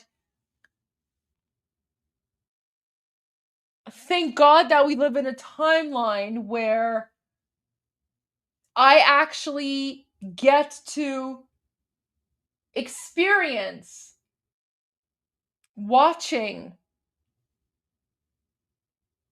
Khamenei, the supreme dictator, being boom boomed. I talk about boom booms all the time. Guys, this is what the Islamic regime does not want you to see. And you know what's interesting is whenever you see the videos from the Palestinians or the jihadis or whatever, as soon as they see footage like this, especially when it's coming from the IDF, while they're filming, they're always like, Allahu Akbar, la la la, Muhammad jihad, whatever, right? Allahu Akbar, whatever, Durka nonsense they yell. But the Iranian who's filming this is pretty calm. I can tell that person, whoever's filming this, by the way, praise the cameraman. That person's an OG. But you can tell that person is shocked. They're probably wondering is this actually happening? Because remember, the attack began at around 9:30 in the morning, Tehran time. And guys, this is how the conflict began. The conflict began by sending Khamenei to hell where he belongs. Oh my gosh, we have to watch this again. There's the first one. There's a first one. You see it? There's a first one. There's a first one. Okay, I'm gonna pause one more time. I'll point out the missiles too. And then afterwards, I'll go back and I'll play it uninterrupted. I promise. There's a second. Okay.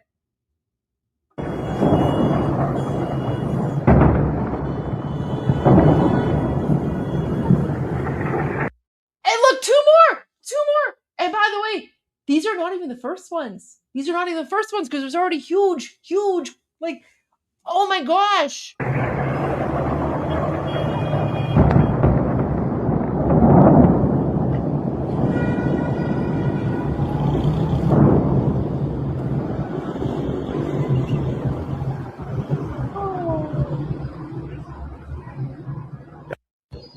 Wow. Wait, okay. So now what I'm going to do is because I promised you guys, I'm going to play the entire video and I'm not going to interrupt anymore. So now you can see the whole video uninterrupted. And this is what the Islamic regime does not want you to see. All right, let's go.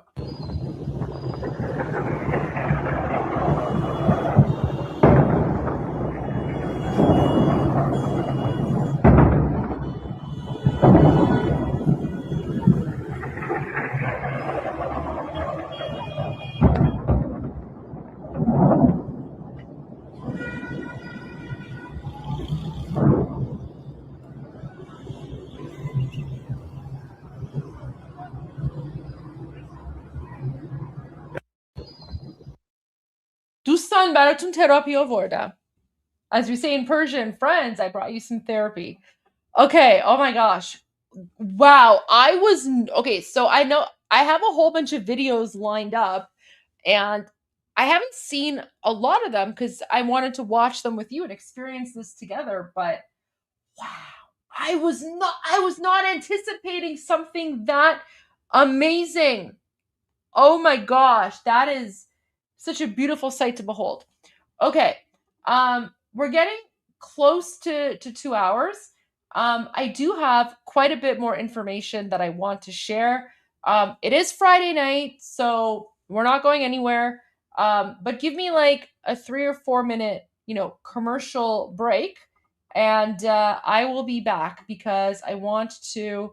I have a few messages. I want to check on my phone. I do have an interview tomorrow with mainstream media, so I just need to double check that and confirm. But I'll be back in about 3 minutes. So until then, enjoy this music video, and I will be right back.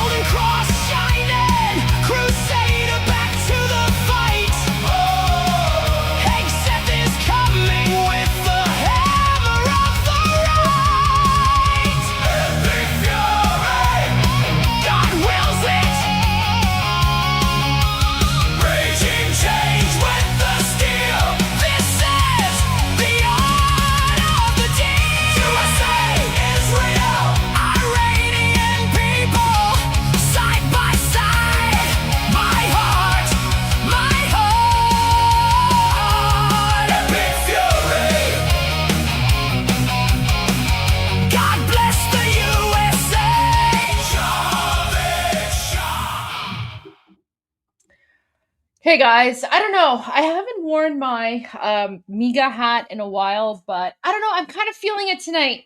I'm kind of feeling it tonight. So I put on my MAGA hat. I don't know, make Iran great again. I don't know. I don't know what's gonna happen. No one can predict the future. No one has a crystal ball.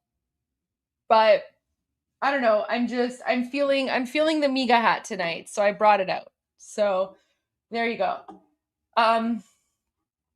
Yeah. Okay. Let's go to 2C TV because I really want to share this update. And 2C, love him. Amazing person. And yeah, apparently, so now Islamic Republic state media is now targeting 2C TV, right? Let's watch this together because this will give you a pretty good indication of how dangerous it is to be an Iranian. And when we tell you that it doesn't matter if you're inside or outside of occupied Iran, no one is free. No one is free from the Islamic regime. And for those of you who know who Bapishman is, Feridun Farrokhzad, but you guys know him as Bapishman. Feridun Farrokhzad was a singer, and apparently his voice was so powerful that the Islamic regime assassinated him when he was in Europe in the early 90s. Yeah. They literally assassinated Bapishman because they were afraid of his songs. They were afraid of his voice. Yeah. Go to the IRIB, the Islamic Republic state media. They are claiming that if you report the news, forget about dissidents and political activists.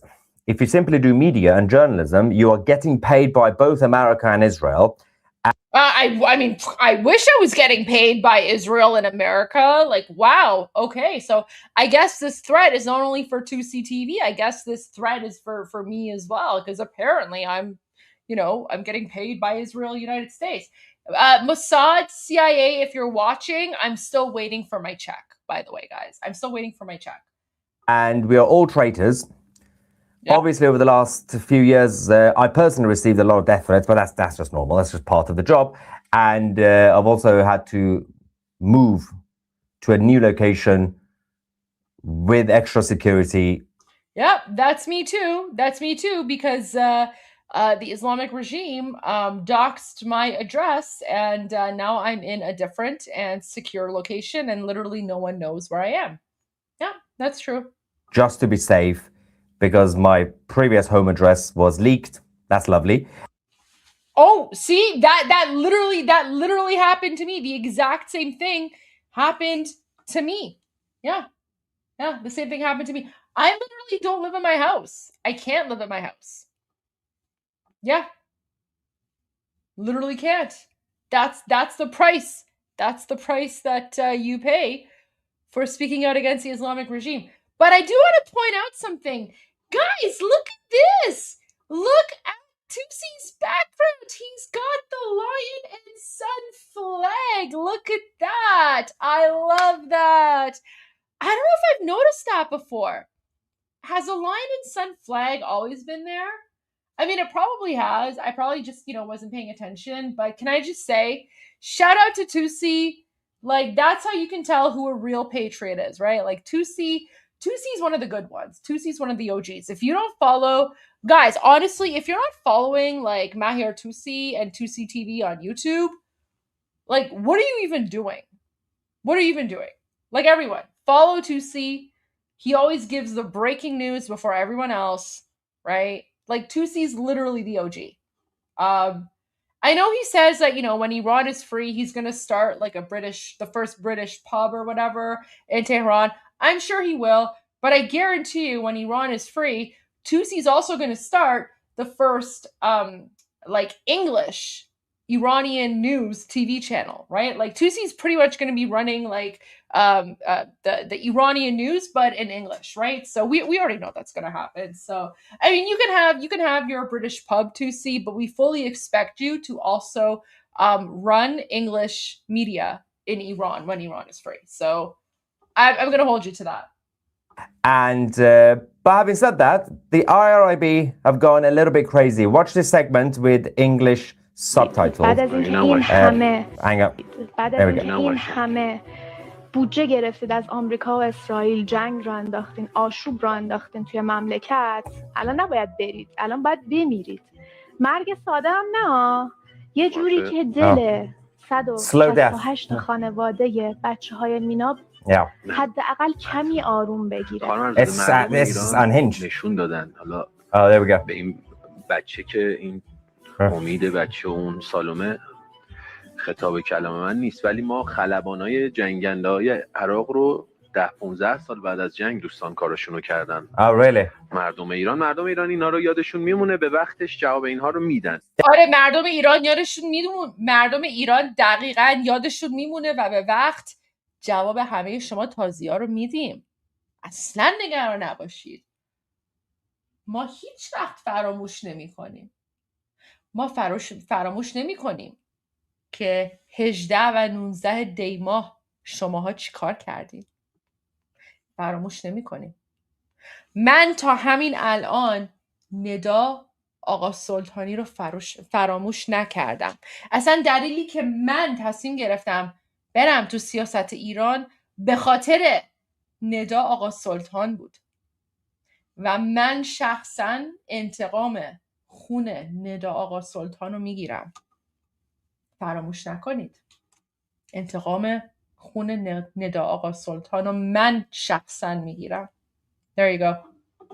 Guys, for the Iranians here, you can translate that into English, but that was just a message for the Islamic regime because I know they're watching. So, yeah. انتقام خون ندا آقا سلطان رو من شخصا میگیرم. چون که اون ویدیویی که من دیدم وقتی که من دانشجو بودم، ویدیوی ندا آقا سلطان، اون موقع من رادیکال شدم. اون موقع من تصمیم گرفتم که تا ایران آزاد نشه من سکوت نمی کنم. I can't share that video of Nida Agha Sultan on my YouTube live stream because it's way too violent. But you know what I'll do is I will post her name and I'll pin that as a comment. And yeah, you guys can look it up. And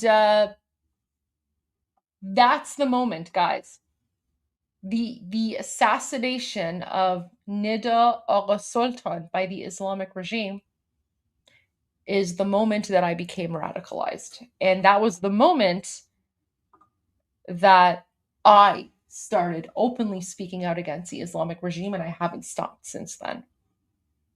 And Nida Agha Sultan was assassinated by the Islamic regime in 2009.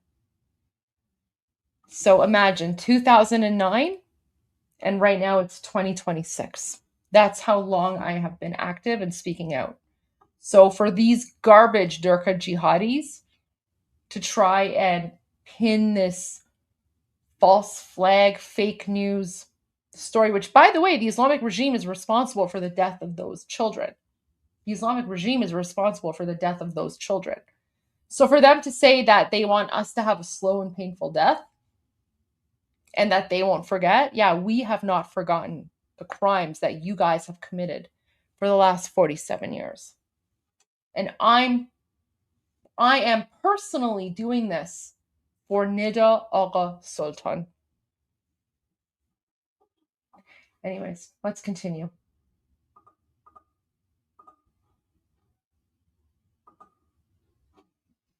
بچه که این امید بچه اون سالومه خطاب کلام من نیست، ولی ما خلبانای جنگنده‌های عراق رو 10-15 سال بعد از جنگ دوستان کاراشونو کردن. Oh, really? مردم ایران اینا رو یادشون میمونه، به وقتش جواب اینها رو میدن. They keep saying the people of Iran. What they mean is a bunch of terrorists funded by Tehran. That's all it is. It's crazy. I mean, I'm used to it. This is nothing new. They've also used to send some weird discs, as in like CDs or DVDs, to my previous flat.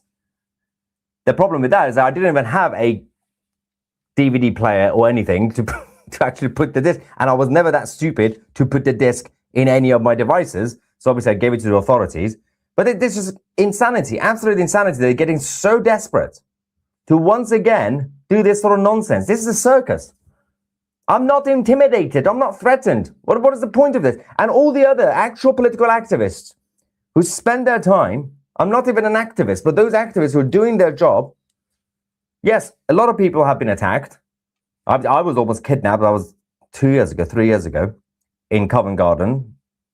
We also had Puria, who was attacked. We had Iran International had to move from London temporarily in 2023. Then obviously one of their journalists was stabbed in 2024. How many times do we have to go through the same thing? It doesn't stop anything. It doesn't change anything. The truth will continue to come out. Yeah, 100%. And guys, we will not stop. We will not stop until the truth comes out. Okay, there's a number of super chats, so I'm going to go to your super chats because I have promised to respond to them, and I want to thank all of you for your patience in indulging me by allowing me to share my thoughts and commentary and videos, but we are going to go to super chats now. So thank you, everyone.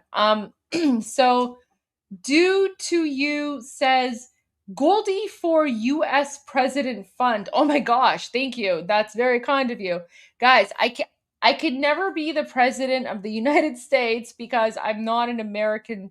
Like I'm not an. I was not born in the United States, right? So not that I would ever dream of becoming the president of the United States. I mean, as long as like someone from the U.S. administration is willing to listen to me and my opinions on how to deal with like the Islamic regime and Muslim terrorists, I would be happy at that. But thank you.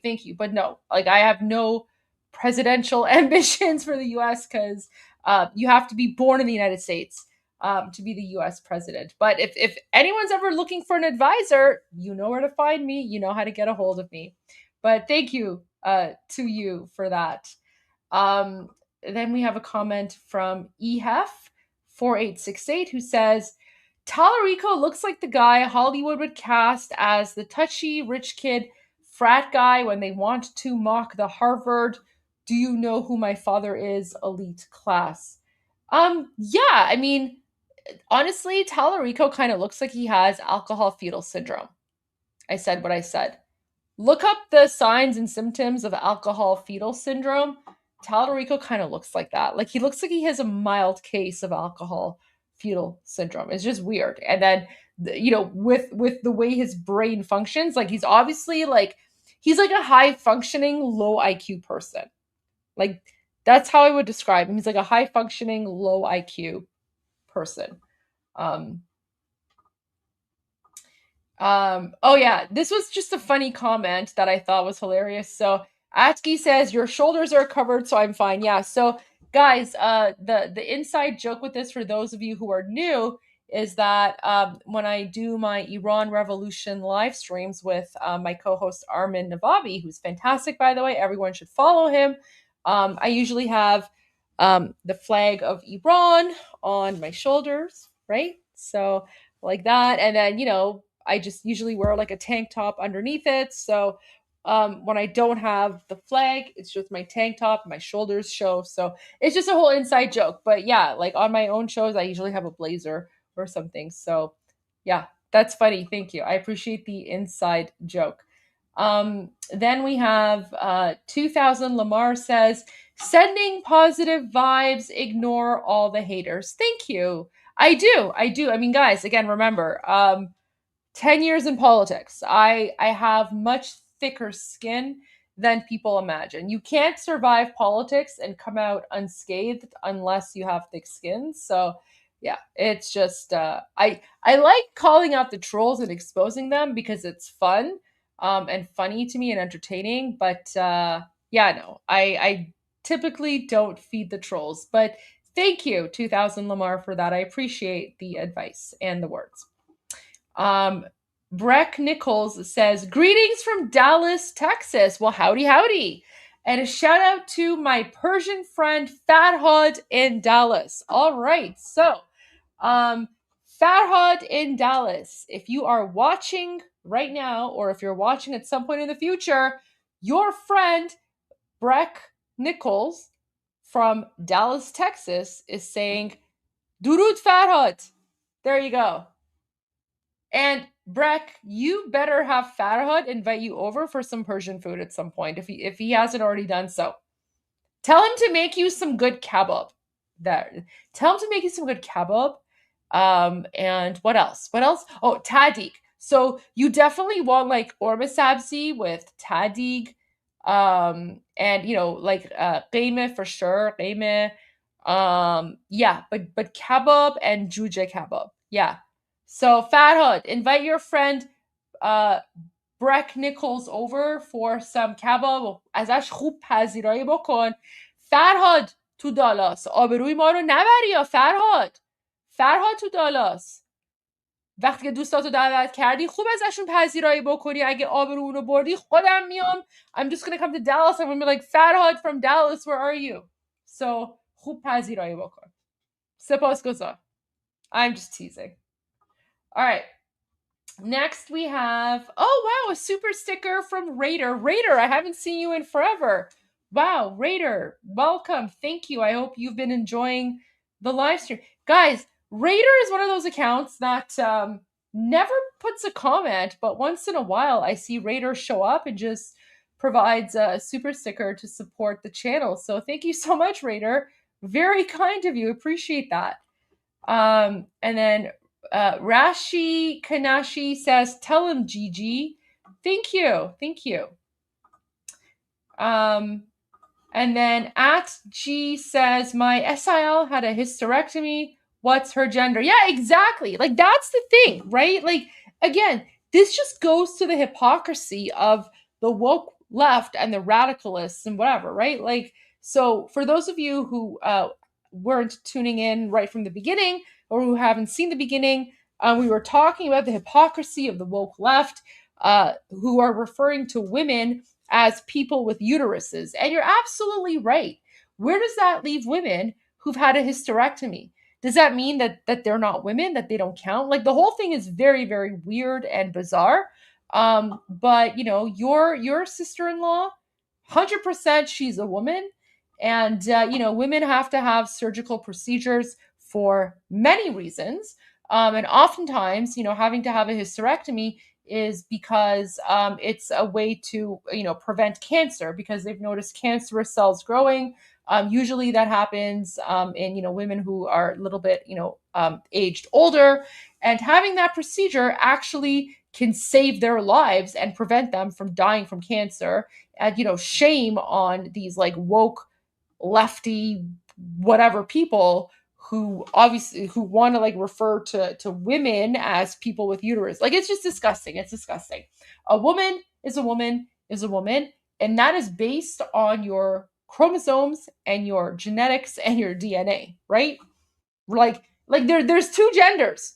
You're either XX or XY, right? Like, that's it. If you're XX, you're a woman. If you're XY, you're a man. That's science. Like, you can't deny that. So I don't know. Like, it's just weird stuff that's being taught. Oh yeah, so Dorian, this wasn't a super chat, but this was a very good comment, and I just wanted to respond to Dorian. So Dorian says, didn't this all start with Jimmy Carter? Yes, it did. Yes, it did. The entire situation we're dealing with right now actually did start with Jimmy Carter and his secret meeting with the Ayatollahs. Did you know that?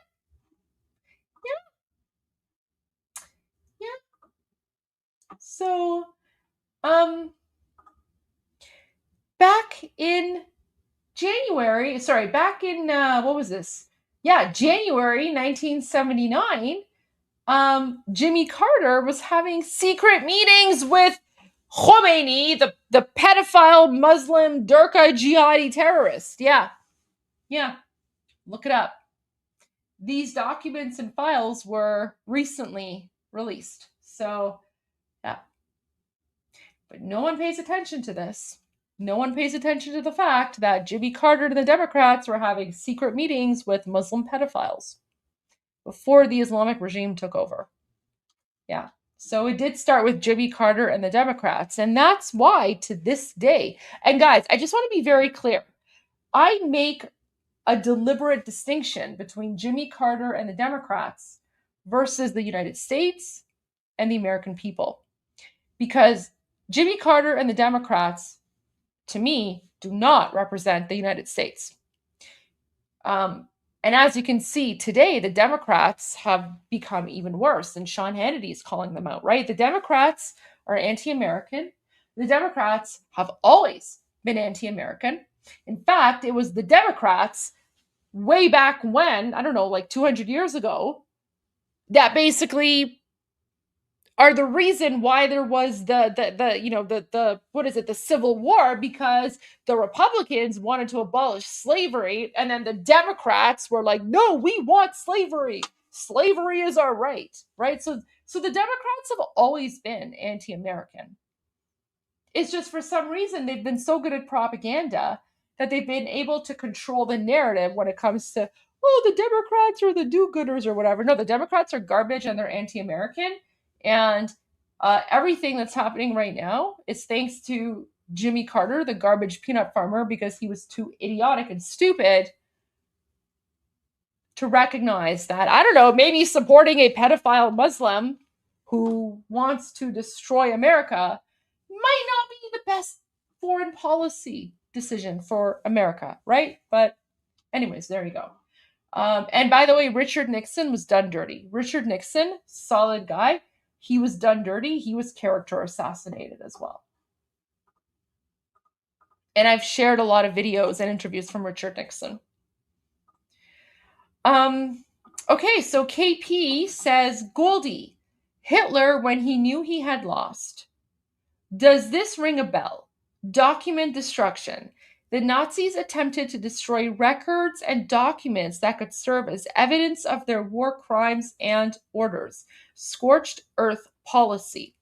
Yeah, so KP is referring to the fact that the Islamic regime is now trying to destroy records of death certificates and burials of the Iranians that they slaughtered on January 8 and 9. Yeah, 100% KP. This definitely reminds me of that. And I mean, the Islamic regime has made it very clear that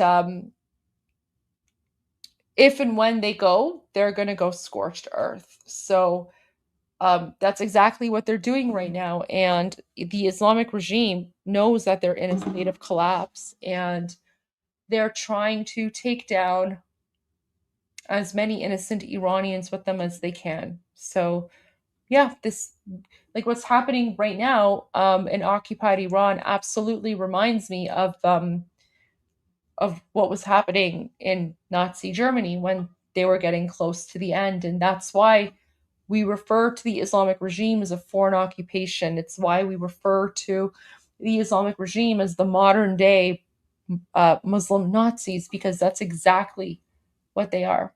But thank you so much for the comment, because I think that's really informative, and I appreciate that. Thank you so much.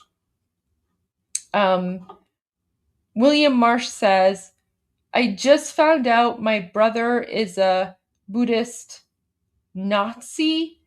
I can't believe it. We both were brought up the same. I've never been so ashamed. Please pray for RM. Okay, yeah, I'm praying for your brother. I hope he sees the light, William. I'm so sorry for that. The Major says lots of people have cameras. happy birthday again, Major. I know your birthday was yesterday, but happy birthday again.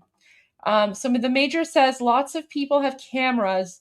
The ones who make a difference are the ones who can deliver the message. Oh, thank you. Thank you.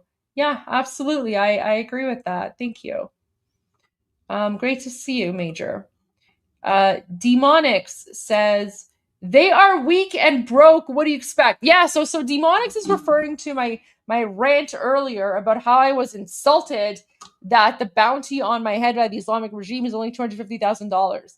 I'm still insulted. Like, they could have at least done like $1 million. Like, come on. I know they're weak and broke, but come on, like, I'm worth at least $1 million. Like, at the very least, I'm worth $1 million. Would you not think? Right? And then you know, Demonics, the other thing is that, like, if they had made it at least $1 million, I don't know, maybe I would have, like, you know, turned myself in. I'd be like, hey, Islamic regime, like, I could use $1 million. I'll tell you my location. Are you gonna pay me if I, like, out myself? I don't know. But $250K, that's not enough. That's not enough for me to, like, out myself. But I don't know, if the Islamic regime had been smart about the bounty on my head, maybe I would have, like, I don't know, teamed up with some people and been like, all right, let's just, like, you know, let's work together, pool our resources, we'll give them the info they want, and then we'll just split the money between all of us, right? Because I could use some of that money. I don't know. But $250,000, it's not worth it for me to turn myself in. Guys, I'm joking. That's just me being sarcastic. There you go. So Miss MTC says, when you people are free, you should reclaim the name Persia so that people won't get confused. Miss MTC, thank you so much for that comment. And, you know, I do appreciate the goodwill and, you know, where you're coming from. But Persia is actually the Greek word for Iran. Similar to how in English, right, we say Germany, but in the native language, it's Deutschland, right? So we don't tell Germans that they should call their country Germany in their own language, because the original name of Germany is Deutschland. So it's the same thing with Iran. The word Iran has absolutely nothing to do with Islam. In fact, the word Iran has existed for thousands of years before Islam was even invented. And Iran will exist for thousands of years after Islam has been eradicated from our country. So the word Persia comes from the Greeks. And Persia is not the actual name of our country. We don't refer to ourselves as Persian in our own language. We refer to ourselves as Iranian in our own language, right? So when I'm speaking my own language, I say I'm Irani, okay? I'm Irani and I'm from Iran. We don't say Persia. The name of our country is not Persia. It's Iran. So I appreciate the sentiment, but I would encourage you and everyone else to look up this article on Wikipedia, which is called Name of Iran. One of the ways that the Islamic regime has been able to keep the Iranian people hostage is by equating Iran with Islam, right? So for the last 47 years, the Islamic regime, whenever they wanted to refer to themselves, instead of saying the Islamic regime or the Islamic Republic, they would say Iran this, Iran that. However, the reality is that prior to 1979, the name of our country was Iran. When the Islamic Muslim foreign invaders took over our country in 1979, they actually changed the name of our country. They changed the name of our country to the Islamic Republic of Iran. So the official name of the country right now, official name according to the Muslim terrorists, is the Islamic Republic of Iran. Similar, very similar to how, Germany when the Nazis and Adolf Hitler were occupying Germany, no one calls it Germany. They call it Nazi Germany. And then when the Nazis were defeated, the name of the country went back to Germany. So that's the same thing with Iran right now. Right now, the Muslim Nazis call the country the Islamic Republic of Iran. However, when we eradicate the Muslim Nazis and kick them out of our country for good, the country, our country, will go back to being called Iran. No longer the Islamic Republic of Iran, but just Iran. Because at that point, we will have overthrown the Muslim Nazi occupation. And yes, I know, Persia sounds exotic and, whatever, and, it sounds fancy. But Persia is not the original name of the country. We don't refer to ourselves as Persian. We don't refer to our country as Persian. We call our country Iran because the word Iran has existed for thousands of years. But yeah, I appreciate that. But this is just the propaganda that we Iranians have been fighting because the Islamic regime wants you guys to think that Islam and Iran are the same thing. Meanwhile, Islam and Iran are literally complete opposites, right? Like, Islam is actually anti-Iranian, but their propaganda makes you think that it's one and the same when it's absolutely not. So yeah, we're not going to reclaim the name Persia because there's nothing to claim. Persia is the Greek word for Iran. We're not Greek. We're Iranian. It's always been Iran. It will always continue to be Iran. But thank you for the super chat. Appreciate that.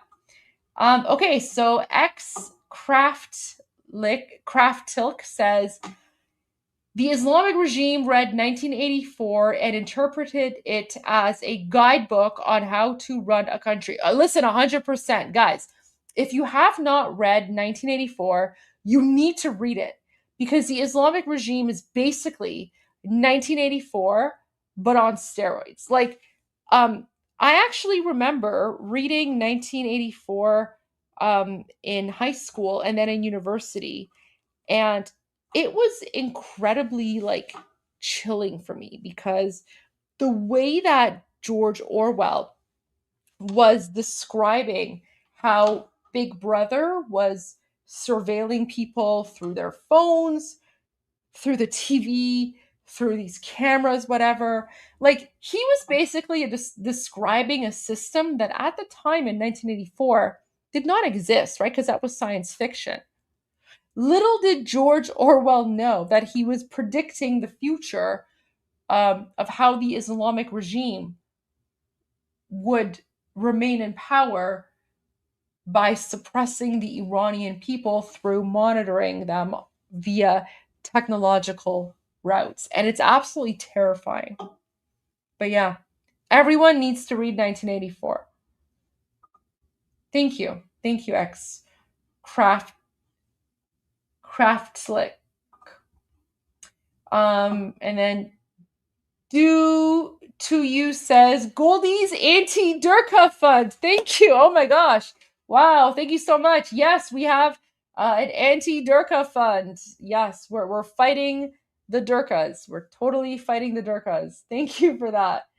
And then Chris Kinsey says, question. When the Muslims use a public place to block traffic, businesses, and shops, is it safe to say they're like Ayatollah Khomeini? The good guys would never do that. Why are there no women? 98% men in outdoor prayers. Well, yeah, absolutely. So, fun fact, according to the Quran, you're actually not allowed to block roads and public intersections in order to engage in mass prayer. In fact, if you try to block roads or intersections in Saudi Arabia to engage in mass public prayer, you are arrested and thrown in jail. And remember, Saudi Arabia is the birthplace of Islam. That's because what's happening in the West right now is that the Islamic jihadi terrorists are being thrown out of countries like Saudi Arabia, UAE, and elsewhere, and they're immigrating to your countries, and they're basically claiming asylum for religious persecution because the Muslims in their own countries are like, you guys are way too much for us. You guys are like terrorists. We don't want you. So they're coming to your countries, and then they literally block your streets to, go, Allahu Akbar, whatever. And then if you try to call it out, they're like, oh, you're Islamophobic, freedom of religion, freedom of association. No. Their own book, literally in the Quran, it says that you are not allowed to block roads in order to pray to Allah, right? So, but they're banking on the fact that you guys don't know that. And by the way, they're also taking advantage of Western Judeo-Christian civil liberties, which, by the way, these civil liberties don't exist in the Middle East, right? Except for Israel. But, Israel is different. Israel's the only democratic, secular, normal country in the Middle East, right? Like all the other countries are, no civil liberties, right? Because you can't go to Saudi Arabia and set up a booth and hand out free Bibles. Guys, I dare you. Actually, no, I don't dare you. Don't do this because it's a terrible idea. Like if you went to Saudi Arabia to set up a booth and try to pass out Bibles, you would be arrested within 10 seconds. You would be lucky if they just kicked you out of the country. If you're unlucky, you'd go to jail, and who knows? God knows what's going to happen to you, right? But yeah, when those Muslims who use a public place to block traffic, businesses and shops, it is 100% safe to say that they are terrorists and they're importing their jihad, because when they do that by, praying in these places, that's basically political domination. It's Islamic domination. They're basically sending a message that they have conquered your land through Islam, and they're throwing it in your face, and they're saying, we have conquered your lands. We're praying to Allah. You have to cater to us. And if you try to call it out, we're going to accuse you of Islamophobia and, xenophobia and, whatever, right? And then, my favorite thing is when they're like, when you criticize Islam, they're like, oh, you're racist. I'm like, wait, Islam is not a race. It's a religion. It's an ideology. And by the way, let me tell you something. When a religious ideology becomes government policy, it becomes fair game at that point. So that is exactly why we Iranians have every single right in the world to criticize every single aspect of Islam. You know why? Because for us, it's not just a religion. For us, Islam is government policy. And when something becomes government policy, it becomes fair game. So for anyone who wants to claim that Iranians are Islamophobic, no, we're not Islamophobic. We're just criticizing government policy. Because if government policy says that it's okay for Muslims to marry a 6-year-old, I have every right to show my dissatisfaction to that particular government policy. If the government policy says that Muslims can rape a woman before hanging her to make sure that her soul doesn't go to heaven, well then, I have every right as an Iranian to criticize that government policy. And if you don't like that, and if that makes you uncomfortable, but the fact that the Islamic regime slaughtered 40,000 innocent Iranians in 2 days alone, you don't, bat an eyelash? You don't get uncomfortable by the fact that the Islamic regime literally murders Iranians every day in the name of Allah and Islam and jihad? You're okay with that. That doesn't make you uncomfortable. But when an Iranian calls out government policy, which just happens to be Sharia law, that makes you uncomfortable, you're a hypocrite. And for everyone else watching, you have every single right to call out political Islam, because let me tell you something, Sharia law is not compatible with Western civilization. In fact, Sharia law is not compatible with humanity. Sharia law is not compatible with the human civilization in any way, shape, or form. So yes, you need to call it out, and you need to make sure that these jihadis do not normalize silencing you, because they are advancing a political ideology, but they're shielding themselves behind the name of religion. And they are literally using your civil rights and your freedoms that are accessible to you in Western societies against you. And by the way, those freedoms are not available in Middle Eastern countries. Just want to put it out there. The more you know. And now you know, I should say. Okay. Pineapple Water says the October 7th films made by Hamas themselves, and as the October 7 films made by Hamas themselves, and as the IRGC proxies will show you who they really are to explain Goldie. Yes, 100%. Yeah, I mean, Hamas did not hide the fact that they were going out slaughtering jihadis and, yelling Allahu Akbar, Durka, Durka, whatever. And it's a shame. It's a shame. Rod Miller says, I'm wondering if the big news tonight will be about NATO going after Russia because they struck the NATO station of Romania, maybe Iran as well. I mean, who knows? President Trump's administration doesn't seem to have too much faith in NATO these days, President Trump himself included. It could be. I don't know. But we'll have to wait. We'll have to wait and see, I guess. And then Mame says, when are these videos from? Is this recently or from before the massacre? So these videos are right before the massacre, but we haven't seen them before.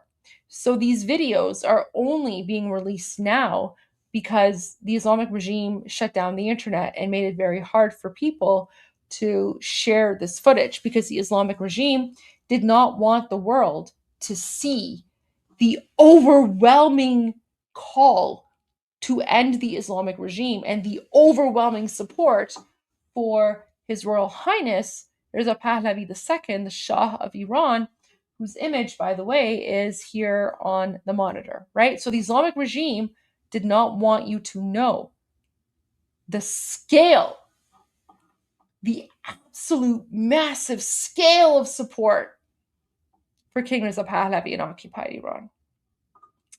X-Craft Silk says, the world is waking up to how sadistic Islam is. Iran is becoming a beacon of revelation for everyone. Yeah. So the best way that I could describe it is, think of the Crusades.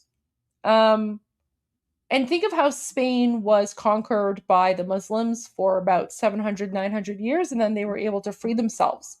Yeah, we Iranians were jealous of the Spaniards. I mean, not anymore, because Spain is being reconquered by the Muslims, but that's a whole other story. So yeah, like what's happening right now is literally the Crusades. And Iranians, we are fighting an existential battle against the Arab Muslim colonizers. And again, like, this is not, I'm not attacking the Arab Muslims here, right? Everyone has the right to practice whatever religion and faith in their own country. However, Iran is not naturally a Muslim country. We're not Arab, we're not Muslim. We have our own identity, our own genetics, our own religion, our own history. And we're just basically working on decolonizing ourselves, right? It's basically decolonization. And I find it very weird that, the woke left talks about decolonization all the time, but the fact that Iranians are in the process of decolonizing from the Arab Muslim invaders Oh, that doesn't count. That doesn't count, right? Because decolonization only works if it's apparently the white people doing the colonizing. Meanwhile, literally the biggest colonizers in the history, the biggest colonizers in the history of human civilization has been the Arab Muslims. And I have a whole video on that in my Goldie Unfiltered playlist. Go look up the video called The History of the Crusades. And I basically call out all you white people, and I'm like, stop apologizing for the Crusades. Like, the Crusades were a defensive thing. What's happening in Iran right now is like the Iranian version of the Crusades. And we've been fighting the Crusades, our own version of it, for 1400 years. We have heroes. We have heroes that lived 1,000 years ago, and we still praise them today. One of them is called Babak Khorramdin. He was the Iranian version of a crusader who was fighting to free Iran from the Arab Muslim invaders. But yeah, Battlestar Group. And shortly after, the nerd got an intercept before the kid. Oh, I'm not sure what you're referring to there. I'm so sorry. William says, did Starmer shut down Tusi? Too many people listed. No, not to my knowledge. No, I think Tusi's still live streaming because he just live streamed. Wait, unless something recent happened? What? No, I don't think Tusi was shut down. Was he?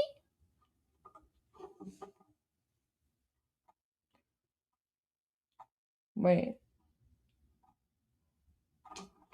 Let me check his like X posts.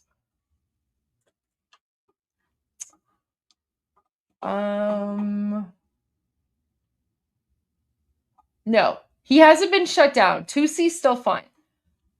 Okay, no. Starmer hasn't gone after Tusi yet, so pray for Tusi.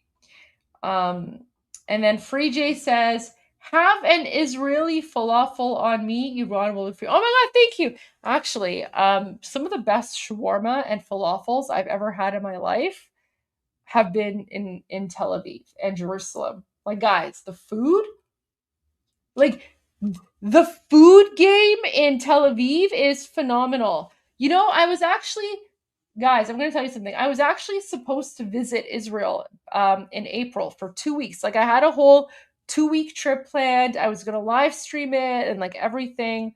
And then, back on February 28th, the conflict started. So I literally put everything on hold. But guys, for everyone from Israel who's watching, I'm actually planning on coming to Israel at some point and doing like a 2-week tour and visit of Israel. There's so many friends, so many people I want to see.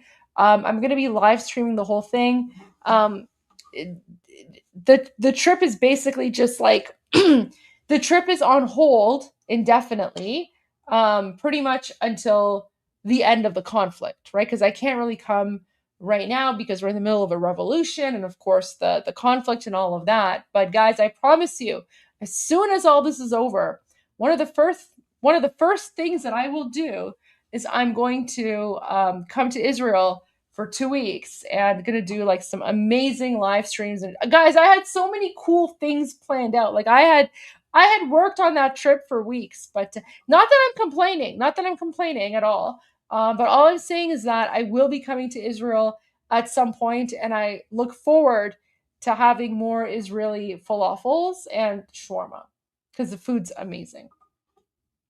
William says, Idaho loves the Iranians and Israelis. Oh, and we love Idaho. Texas Trucker. Oh my gosh, your profile picture is hilarious. Donald J. Trump, more cutlets, please. Yes, I agree. President Trump, more cutlets. Do to you for you. Goldie's non-sugar coating font. Oh my gosh, you're so funny. Thank you. Oh my God. That's so funny. Oh my gosh. Don't make me laugh. Guys, I'm trying to have a serious conversation about geopolitics. When you make me laugh, it makes me look less serious. Come on, guys. Trying to be serious here. But thank you. Miss MTC sent a super sticker. Thank you. William Marsh says, there's a movie for those who don't have time, 1984. Yes, absolutely. And the other movie that I'd recommend is Animal Farm, because Animal Farm, there's also elements of that, which is very similar, especially, the parts where like the pigs put up like a sign that says, all animals are equal, some animals are more equal than others. Yeah, that's pretty much the Islamic regime, right? Where it's basically like rules for thee, but not for me. And then Miss MTC says, thanks for the lesson. Shows how much propaganda can rob people of the truth. Yeah, absolutely. I agree. Thank you for that. Oracle of Hecate, you should take a look at Croatia's Eurovision performance. It tells the story of Catholic women tattooing their faces so the Muslim invaders would not take them. The song gave me goosebumps. Yeah, guys, tattoos are haram, right? Tattoos are haram, and apparently, if you have a tattoo, that means you're impure, and they might not want to take you. Now, that might have worked in the past, but when it comes to the Islamic regime, the Muslim Nazis themselves have tattoos. Like, that's how hypocritical they actually are. So they literally have tattoos of like Ali and like, whatever, like Allah, Muhammad, like on their bodies. So they're literally devils. They're literally hypocritical devils. But thank you for that, Oracle of Hecate. I will look into that for sure. Yeah, I'm honestly not surprised. I'm not surprised. Did you know that the biggest slave trade in the world is the Arab Muslim slave trade?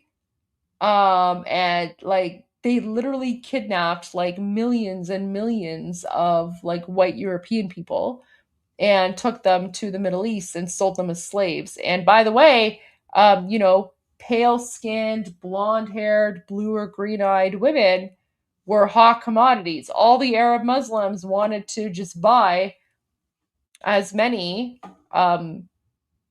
white, blonde-haired, blue-eyed European women as they could and have them as concubines. Yeah. Look it up. Arab Muslim slave trade. PC Lou3ZF says the Iranian regime or Islamic regime has a fantasy about the Mahdi, a non-existent being. They think he is coming. Yeah, absolutely. They just have this weird fantasy about this imam who's apparently stuck in a well. And then Atgi says a village in North Wales already has 320 Muslims, and it already has a Muslim grooming gang. Oh my God. North Wales. Oh my God, guys. Deport. Like North Wales. Just like, guys, channel your inner Vikings. Channel your inner Vikings or your inner Celt or whatever. And just like, learn from Iranians. Learn from our history, guys. Just don't. Like alarm. Like for me, like I read that and our alarm bells are going off. Like just nip it in the bud. Just get rid of them. Just deport. Just kick them out. All right. PC says Islam was created to support Muhammad's takeover. Yeah, absolutely. Yeah, that's exactly what it was. He created this. It's literally a fake religion made by an illiterate Arab warlord to justify his banditry and rape and barbarianism. PC says, Goldie, as I said earlier today, archaeology harms the Palestine cause. Yeah, absolutely. And that's and not just the Palestine cause, but the Muslim cause entirely. That's why the Taliban have destroyed so many Buddhist effigies in Afghanistan. That's why ISIS in Iraq have destroyed all of the ancient, cities and statues, like all the pre-Islamic stuff, right? It's also why the Islamic regime, when they took over in 1979, they actually tried to destroy Persepolis and, all these like ancient Iranian sites. But the Iranian people did not let them. That's what Islam does. That's what they do. They will attempt to destroy the pre-Islamic identity and heritage and history and culture of any society that they take over, because they want people to think that nothing existed before Islam and Islam is like the perfect solution to everything, right? Yeah, that's a common theme amongst the jihadis. And then our last super chat, Marcus says, queer squirmer is in an existential panic. I can't imagine he has the time or bandwidth, given all his domestic troubles, to seriously go after Tusi. Do not underestimate the Kir, because you never know how low he can go. All right, guys, I want to thank you all for tuning in tonight. We've gone a little bit over the scheduled 2 hours, but please make sure that you are liked and subscribed and turn on your notifications to my YouTube channel, or if you're watching on Rumble, my Rumble channel. We're going to go live again tomorrow evening. I have a lot more footage and videos that I want to share with you, and who knows? Maybe we're going to get some info in the next hour or so. But I should probably try to catch a little bit of sleep just in case something happens. Then that way I can at least go live. But rest assured, I will be setting my alarm to wake me up at different points throughout the night, as I always do every Friday evening, so that if there is some breaking news, I can go online and share it with all of you. Thank you, everyone, for tuning in. We're going to continue this conversation tomorrow. I still have a lot more footage and videos to share with all of you. We're just getting started. We're just getting warmed up. This has been the Friday evening edition of The Goldie Show. As always, Payande Iran, Javid Shah, or actually I should say, as always, I'm Israel Chai. God bless America. Javid Shah, Payande Iran. This has been The Goldie Show, and now you know. See you guys tomorrow. غرق انقلاب است.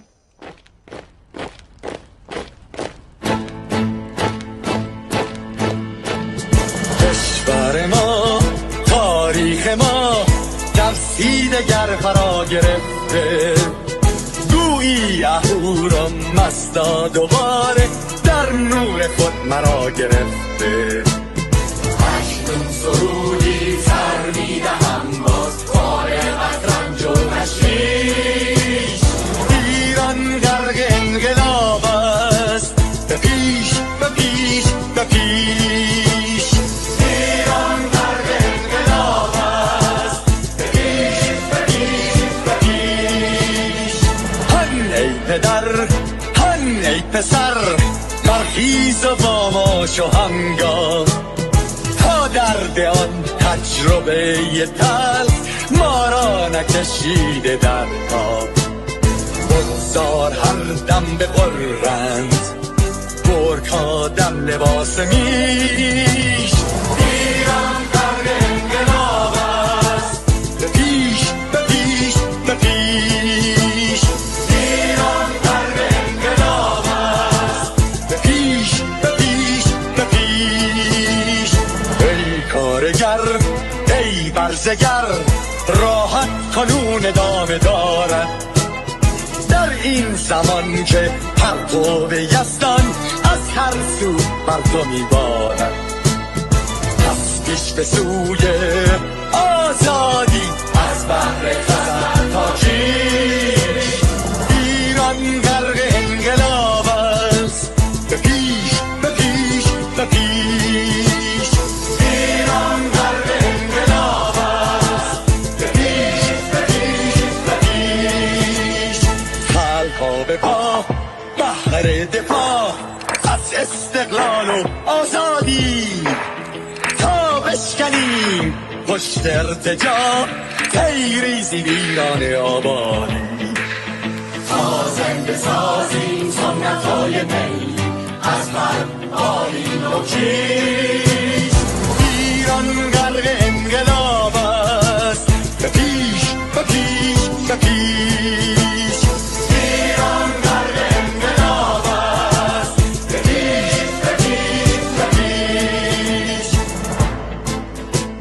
روزی که تمام این دلبشور و انقلاب تموم بشه و ما در روشنایی، نور و سعادت مردم کشورمون غرق بشیم.